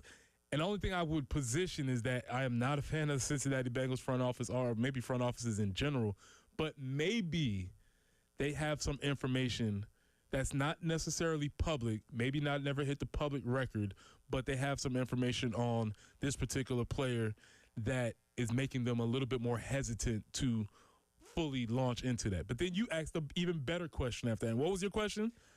If you found something, why'd you draft him in the first round? We're going to have to give him, if you sign him, a lot more money than you would a second rounder, a third rounder, so on and so forth. Teams get red flags on players all the time. And you know what they do, Preston? They slide on draft night, right? Apparently, Shedeur Sanders did not interview very well with teams, and that's why he slipped from being a projected first rounder to a fifth rounder, taken on day 3. Teams get red flags. Players slip in the draft all the time because of things that the general public doesn't know about, and that's for good reason. You find something in a player's past that you think might be problematic, that you don't want to have to pay top dollar for, and you say, you know what, we'll pass on this round. If he's available in the second or third round, we might feel more comfortable giving him money there, but it's not for us in the first round. Smart teams don't take that player. The Bengals created their own issue. Elijah, you remember in the brilliant documentary film Draft Day when they found out the information about the quarterback from the security guard and they were trying to figure out what was happening? Yes, draft day might have been overblown, but that is the types of things that happen consistently in these bases. So the Bengals have never been known for being a particularly efficient organization, having things together. But aside from not being able to sign Shamar Stewart, which this thing looks like is going into not Lawsuit City, they're not going there, but Ugly Town. Maybe it's like a area, a bad neighborhood in Lawsuit City. Yeah, Ugly Town. You don't want to go to Ugly Town. Yeah, this thing is about to get ugly because now we're starting to talk about personal accusations. He's talking about the agents. The agents are getting offended. It's not great. But on the other side of that, they also have a defensive end, Trey Hendrickson, who they haven't signed yet either. Mm-hmm. And they have all of this money tucked in the offense. Joe Burrow, Jamar Chase, they're going to be throwing the ball up and down the field, and they're going to be losing games 49-42. Again. And so the reason why this is a local story is because Demetrius Knight has signed his contract. Mm-hmm. Demetrius Knight's contract does have the language. However, what we know about Demetrius Knight locally from a character level, I feel like neither Demetrius nor the Bengals felt like the off-the-field issue was going to be a thing with him. Mm-hmm. It's just very interesting that this seems to be a pressing issue for the first-round draft pick. Which makes it even more puzzling that they took Shamar Stewart in the first round anyway. Because now, the way things have played out, it almost looks as if Demetrius Knight was the safety net. As if nothing was going to happen, if they weren't going to get anything done with Shamar Stewart. It seems like they took a flyer on somebody in the first round and then drafted Demetrius to be like, okay, if that doesn't work out, you're going to play that position. Even though Demetrius is more of a middle linebacker, field roamer, run stopper. A safety net on a safety net, because it also looks like they took Shamar Stewart saying like, hey, we're not going to sign Trey Hendrickson. Uh-huh. And Trey Hendrickson's looking around like, hey, I'm here. I've given you guys a hometown discount for several years. Now it's time for me to get paid. There are a lot of reasons why you might not say he gets paid. Obviously, he's an quote-unquote effort guy towards the late stages of his career. Can you guarantee that the production will happen again? I don't know. There's legit arguments for that. Yep. But I will also say that their defense has been terrible, and now they are not signing their number one person in production, their number one draft pick. So good luck, Demetrius. Yeah. Yeah, good luck, man. Yeah, he's going to get plenty of opportunity. Yeah. And he might get more pass rushing opportunity, even though that might not be why you drafted Demetrius Knight. You drafted Demetrius Knight because of how smart he is in the football field, his ability to snuff plays out, his ability to stop the run, be a sure-handed tackler, and also be good in coverage as a middle linebacker. Also, the other point I want to bring up is that there's a big difference between Demetrius Knight being a what round pick was he? Second round pick versus a first-round pick. And this is where we've talked about this kind of concept of leverage. Demetrius Knight is in a situation where he has to sign not essentially what they give to him. Shamar Stewart has a little bit more leverage, and so he can play this game a little bit longer. But overall, this doesn't seem like this is a relationship that's off to a good start. And I don't see how this gets any better moving forward. And I think the biggest tell of all of this is the messenger, right?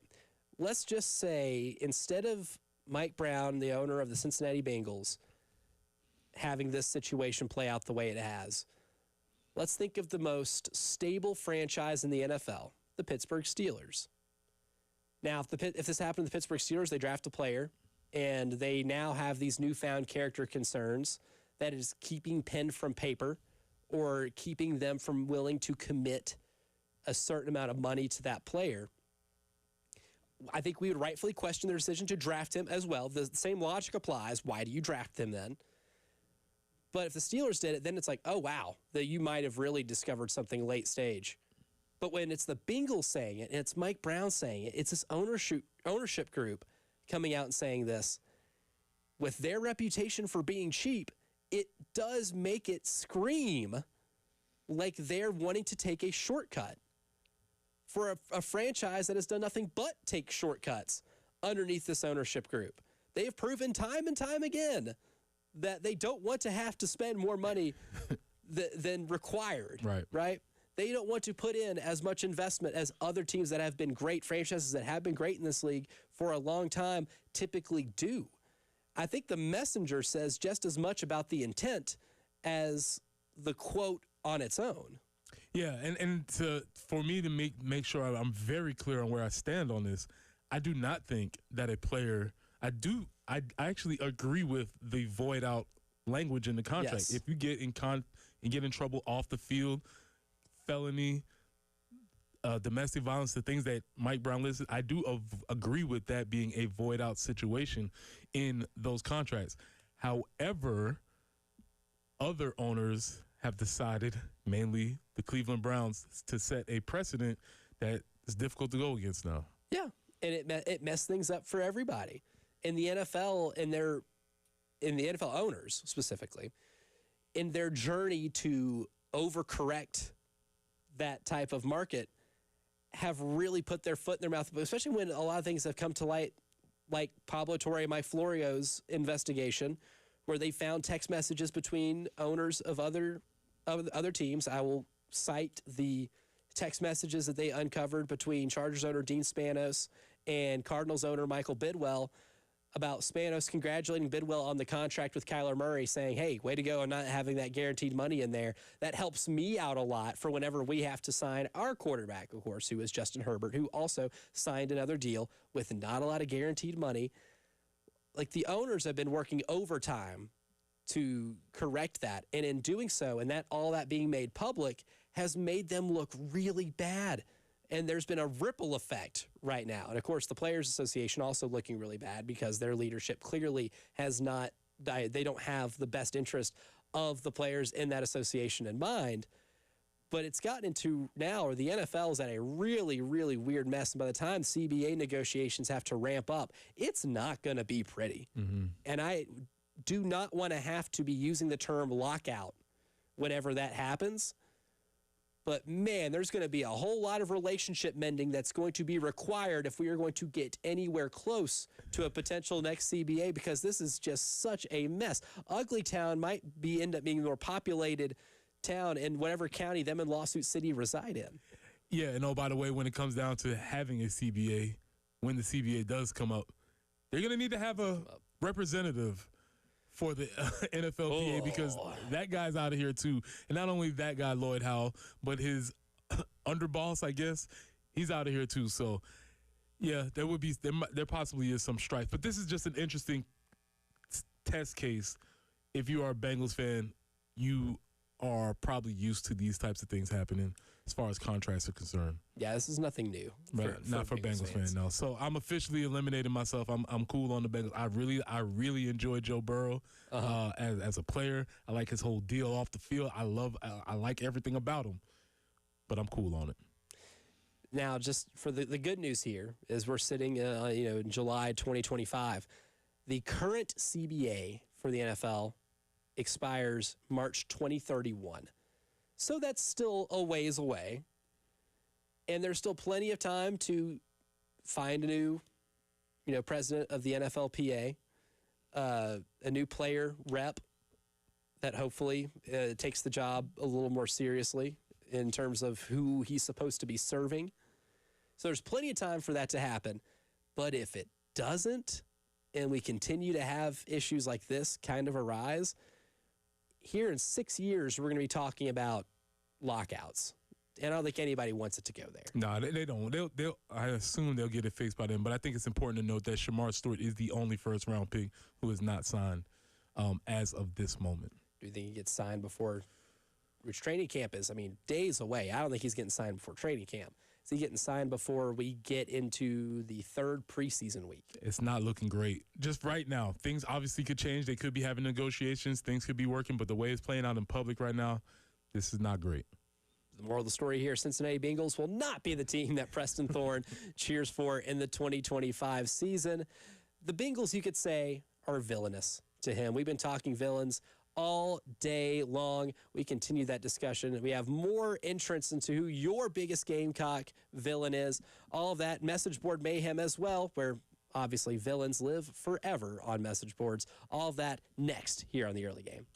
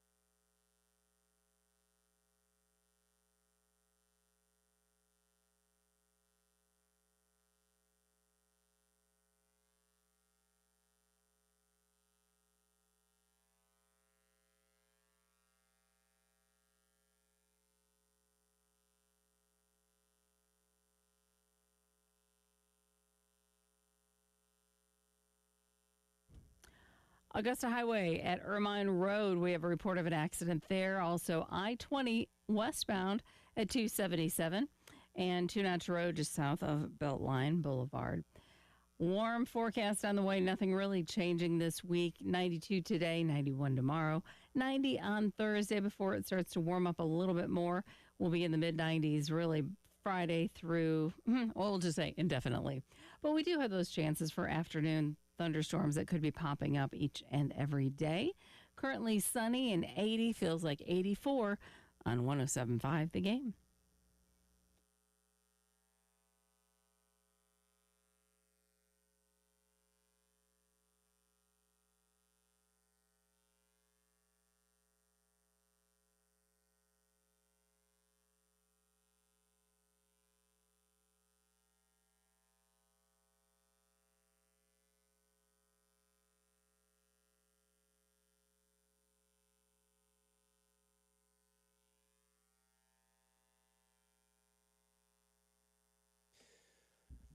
One of the themes for today's show, or the theme for today's show, villains. South Carolina villains. College football villains. And on Message Board Mayhem, I think my biggest takeaway from perusing through Message Board Geniuses, Preston Thorne, is that one of the biggest villains in the history of college football, Nick Saban, even though he's been retired, gone now for almost 2 years, still, there is a massive amount of hopium being circulated on these things that Nick Saban not only wants to come back to coaching, he wants to come back to coaching your team. And if your AD makes the call, you have to make him say no. Your team being any Team USA. Any Team USA. The funniest one that I saw, and I definitely made sure to bookmark this. This is on Hog Sports. Okay. Someone says, Nick Saban, that's the subject here. He says, I'm sure it's been talked about, and I know it's a long shot, but if you're HY, their athletic director, and you read those posts about maybe coming back, wouldn't, there's an M there, you go to donors, rally the troops, and approach Nick Saban, imagine the ripple effect he'd have on the program going forward, even if it was for a short stint. I think he'd want to stay in the SEC. Imagine having Nick Saban and Cal at the same place. Not wishing bad on Sam, but there's very few coaches in the country who'd keep their jobs if Nicholas was an option. Less than 5. My brother in Christ, if Nick Saban is going to coach anything, it would not be Arkansas football. I'm sorry. You might have a better chance of Nick Saban coaching Benedict than him coaching at Alabama or at Arkansas. Listen, man, when you're alive long enough, you never rule out any possibility. Just because crazy things happen, this ain't happening, man. No. It's not happening, and it would not happen in Arkansas. But it's just the rumor mill generates, and it starts going faster and faster, and then it spreads to all these different places, and all of a sudden you have these conversations. I would firmly say that is not going to happen. Yeah. That being said, I perused a little bit of message boards also. Okay. And I found a very interesting take, several takes actually, talking about villainy, being villains. As you know, South Carolina just landed a big-time quarterbacking recruit. Landon Duckworth, this past week. The last 2 schools were Auburn and South Carolina. The message boards were not decrying or saying necessarily bad things about Hugh, which he should have, could have. They weren't saying anything about the bagmen that are roaming around South Carolina because, when you lose a recruit to another team, it's obviously the bag. The money's the only reason you wouldn't want to come for play at my school. It's the only reason. I saw strangely complimentary things about the South Carolina staff. So you don't see this on message. This was not message board mayhem. Ever. Message board mildness. I saw 3 distinct posts saying, well, South Carolina has a track record of developing quarterbacks with Shane Beamer and his staff. Look at what they did with Rattler. Look at how they developed Lenoris. This was on message boards that were Auburn-led. I was very much shocked and surprised because I didn't get what I was looking for. I was looking for the bagmen, hatred, they're cheating. Didn't get that. I'm stunned. So I don't know what that means. I don't know if that means the level of respect for Shane and his staff has grown in several crevices of message boards. But that was a take that I saw on multiple cases where they were respecting the idea of losing a quarterback and recruit to South Carolina because South Carolina knows how to develop quarterbacks. You know, I would chalk it up to maybe, respect for Shane and the staff. And also, they're losing their fastball. The message boards at Auburn are losing their fastball. And maybe they're growing to a point in a program where apathy might be creeping in a little bit. Because that's not what we would expect from them. No, absolutely not. They're some of those trash talkers in the country. Auburn is when you are an in-state rival to Alabama, and you have been as competitive in that series as long as you have, despite really not having the same resources that Alabama does, having a good history of your own, but not the same. I'd say they're clearly the number 2 in that state, historically have been as well. You kind of live life with a larger chip on your shoulder than other teams in college football with certain in-state rivals, right? There's a mildness that almost smells like apathy. Ooh. And they're losing their fastball because they've had nothing to be excited for in that program. You might be onto something. I didn't think about it that way, but yeah, you might be onto something. Because I went looking for scorched earth, lost the in-state guy, quarterback. Hugh Freeze is supposed to be the quarterback whisperer. Uh-huh. And it didn't happen. Most overrated moniker any coach has ever gotten in their career. Ever. Two Bo Wallace games did that for him. I like it. Bo Wallace beats Alabama once, and all of a sudden, Hugh Freeze is the quarterback whisperer, and then proceeds to not develop a single one after that. But that type of thing on message boards, if I'm trying to put on my sports psychologist hat here, it's one of two things. Either your team and your program are so good that you don't care that you miss out on recruits because your program is going to figure it out because you're a machine. I don't think Ohio State fans or Georgia fans should ever be, or even Alabama fans should be particularly mad that you lost out on a recruit to anybody. Because guess what? You'll get the next best one. You always do. You're Ohio State. You're Georgia. You're Alabama. It's not the biggest deal in the world to miss out on one player. Even if that player becomes a generational type talent, you often find ways to overcome that. The other end of that spectrum, well, other team made a pretty good run. That's a good coaching staff over there. Lose out another one. Kind of numb to it. The apathy kicks in. That's the Arkansas level right now. Arkansas is kind of in a position and where they're not mad at losing recruits. They're longing for a coaching change that's never going to happen. You got to make the call. Yeah, it's more fun to think of a distant fantasy future than to think about what's actually happening now. Because listen. Think about Nick Saban. That's a fantasy. We've been there. We've been there. We understand that. It's a thing. But yeah, that was just pretty mild takes from the Auburn message boards that I was going to. Maybe I didn't make it to the spicy corner. Maybe I was only on the maybe I was only in the PG version. I didn't make it to the but just from what I saw, it was pretty mild. That's the biggest surprise of the day, mildness on Auburn's message board. Because usually they go pretty hard on their villains. And I was kind of hoping when you brought that up that you went to go look to see the Landon Duckworth reaction, that South Carolina can be seen as somebody's villain. It's fun to be the antagonist, right? It's easy to hate the antagonist, but it's fun to be the antagonist when that opportunity arises. Well, according to ESPN, and a story where they assigned a villain for every team they have in their top 25, South Carolina makes a list for somebody. And South Carolina's in that top 25. They were assigned a villain. Do we agree with that? We'll discuss when the early game continues.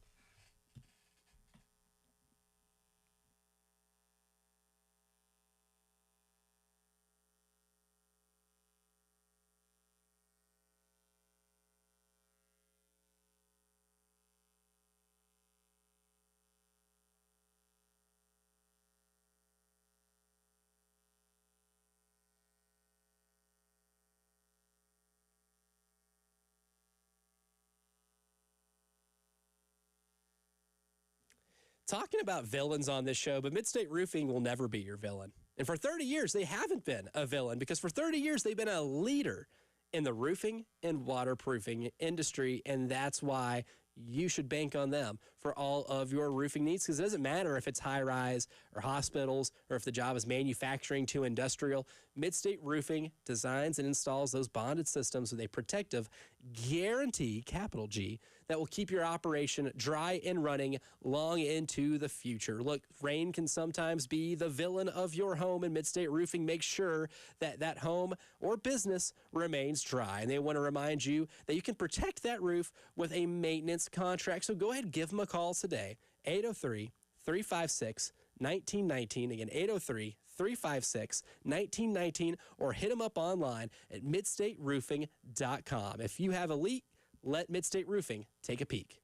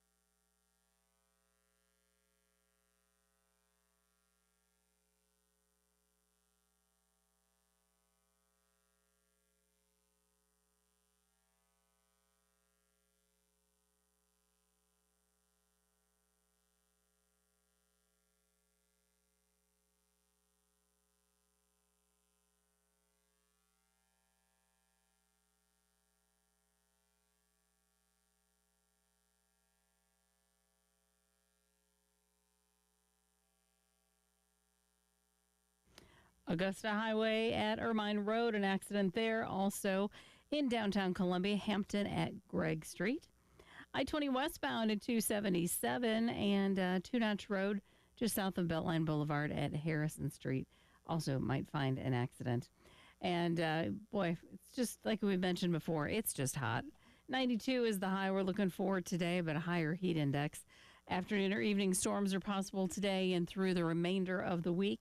91 tomorrow, 90 on Thursday. Then we get back into the mid-90s for our daytime highs.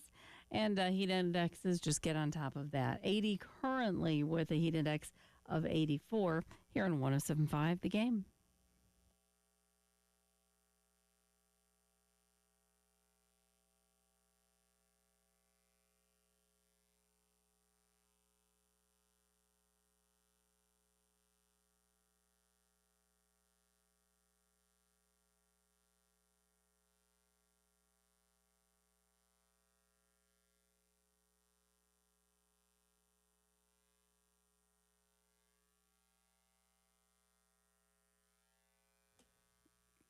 ESPN went out of their way to help provide us a little bit of content gold because we love being haters on this show.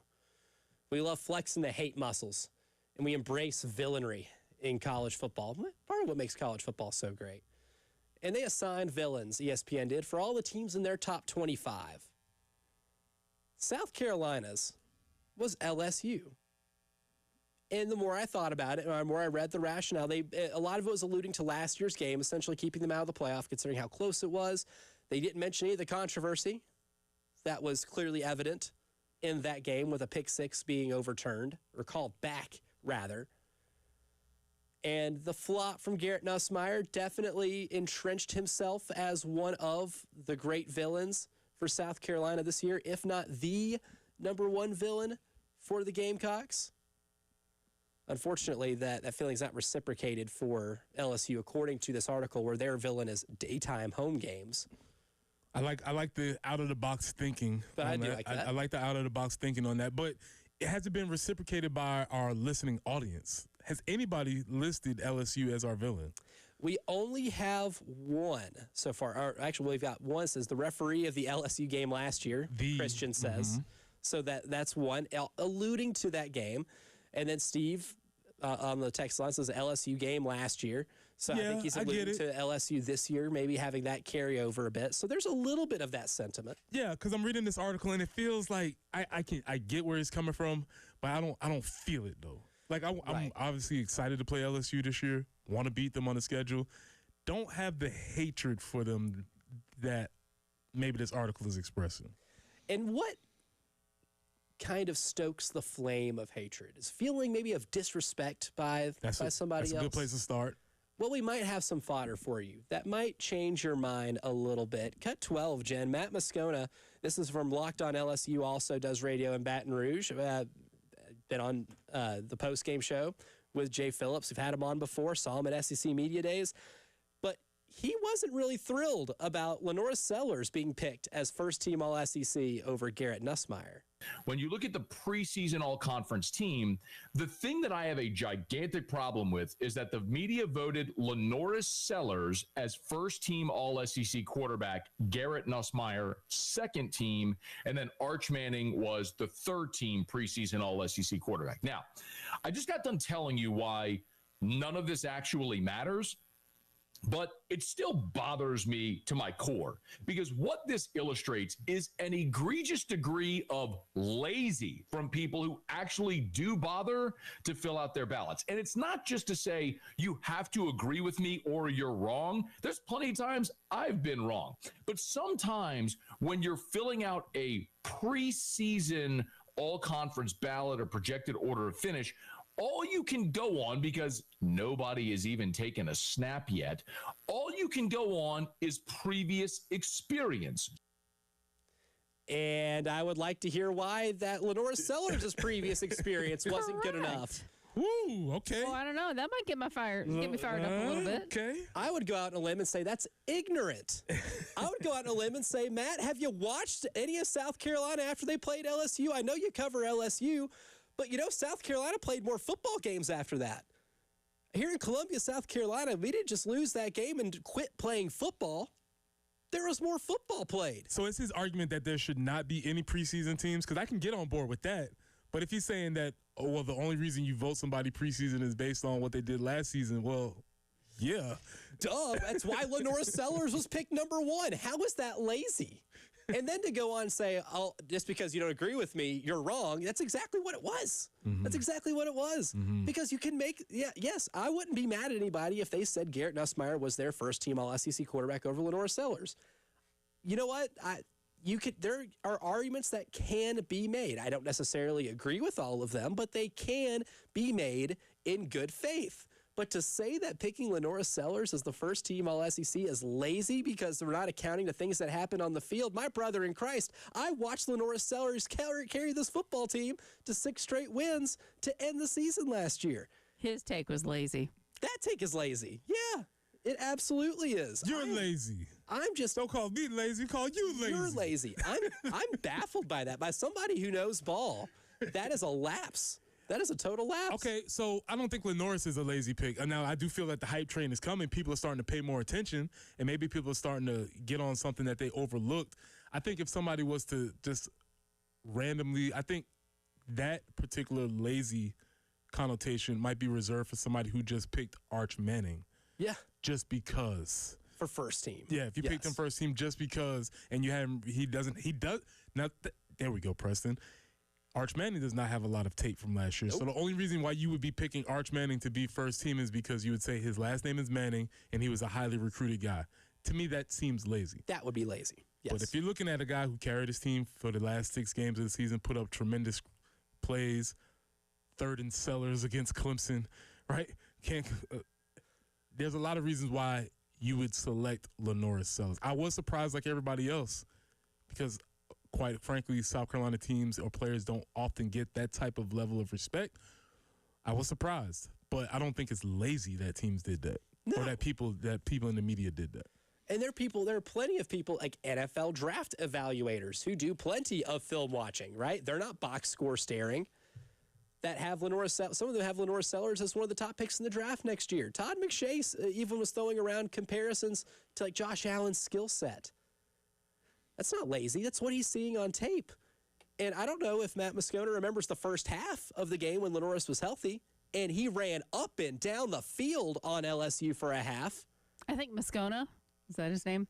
Uh-huh. I think he needs some goggles. Yes. Yes. Some goggles or tape.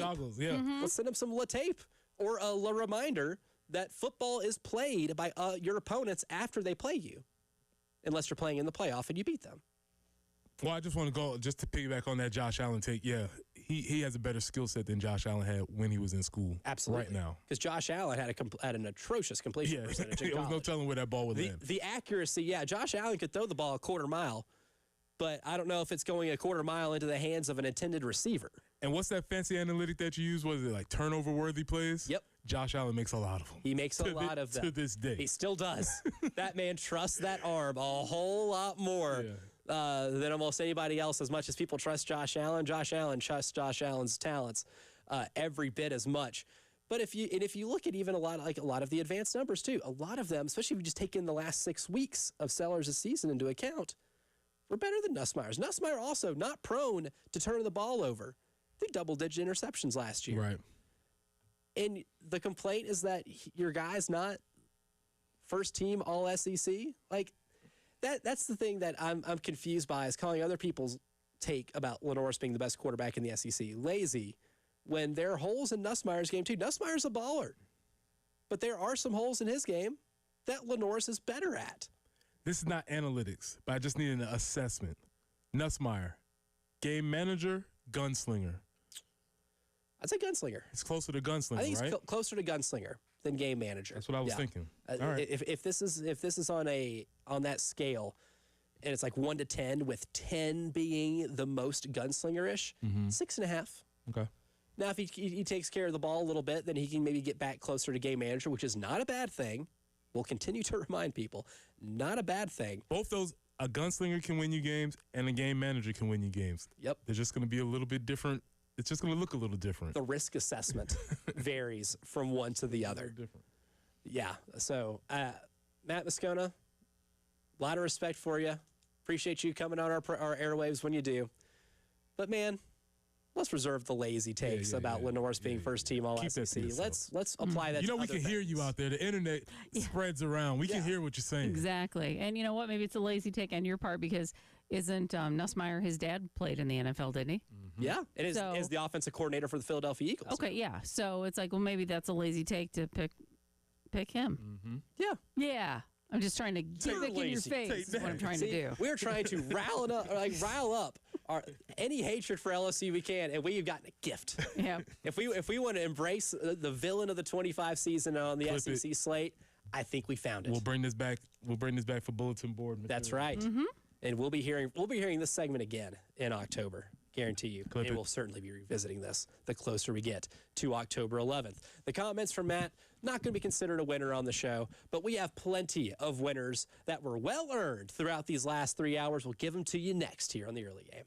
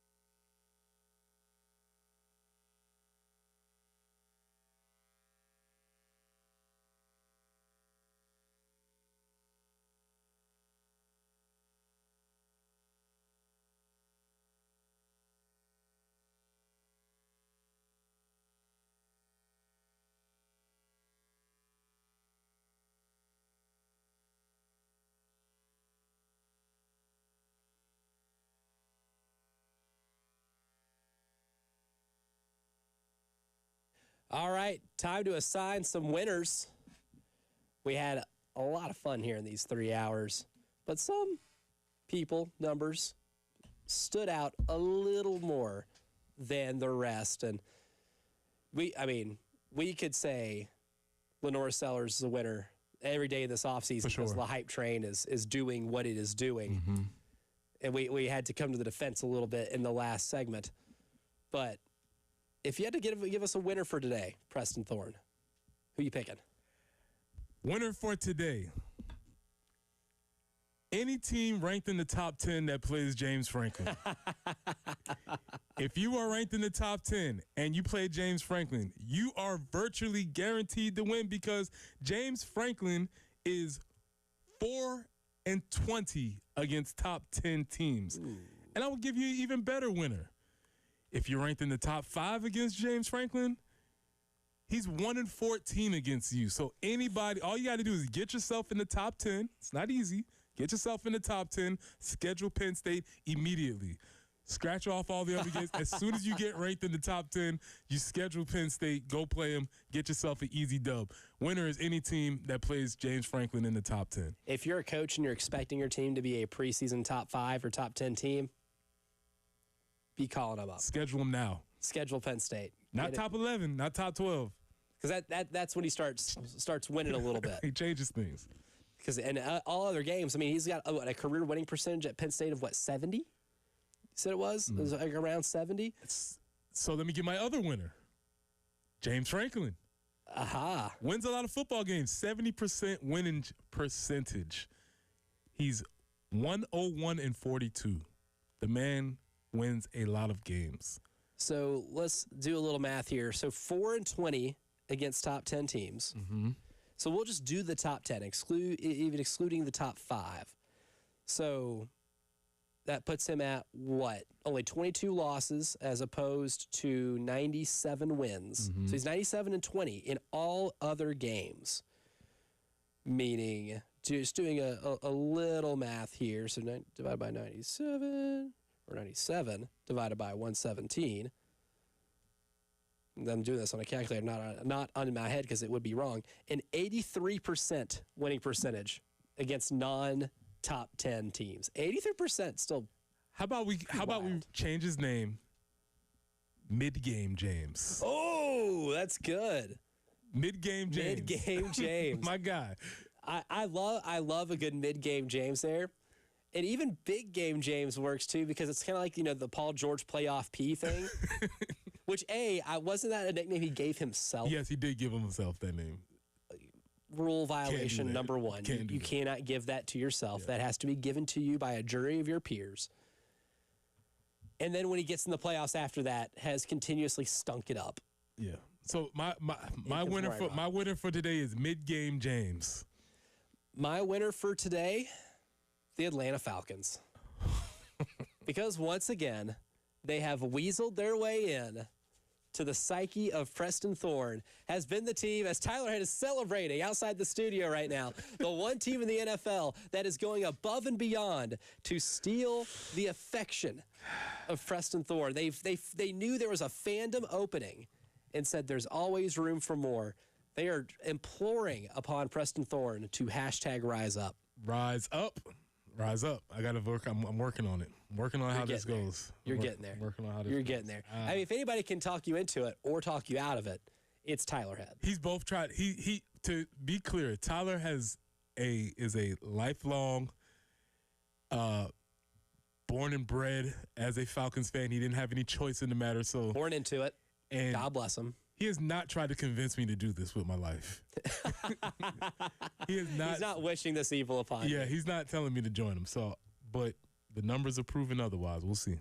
Another winner I have for today, the state of South Carolina. Ooh, good one. We started the show off by talking about, quite frankly, it is brave work on the Athletic with Sam Conn Jr. and Antonio Morales, who ranked the all starting QBs, projected starting quarterbacks in college football at the FBS level, 1 to 136, but 2 in the top 3 are in the state of South Carolina. They have Cade Klubnik at number 1, Lenora Sellers at number 3, and based off of how I voted at SEC Media Days, I would flip Garrett Nussmeier, who's at 2, and Lenore Sellers, who's at 3. Based on how you lazily voted. Yeah, lazily. He was talking to me. I took that personal. He was talking to me. And buddy, I did not lazily fill out my ballot. I'm going to catch these hands right here. You made a great point. If all things hold true and the season plays out, there's the potential for that game at the end of the year to be biggest ever. Yeah, in the history of this rivalry. Seriously. And we'll have certainly the best quarterback matchup in the history of this rivalry. And it's 2 guys that are going to be taken high in the NFL draft. And it's going to be teams that are loaded with talent, that have been producing talent. And there are going to be some college football playoff implications on the line, especially if Clemson falls short in an ACC game and they lose to LSU in week 1. Then they're going to really need to win that game on the road against South Carolina to do it. And South Carolina could use a win to bolster the resume against Clemson. You just made me think. Maybe we can all unite against Garrett Sussmeier. Oh, Garrett Sussmeier. Oh, yes. United. Clemson, Carolina fans unite against Garrett Sussmeier. Last 20 seconds to show we found the perfect nickname for South Carolina's villain in 2025. You've been listening to The Early Game. My man Tyler Head and the Extra Points next.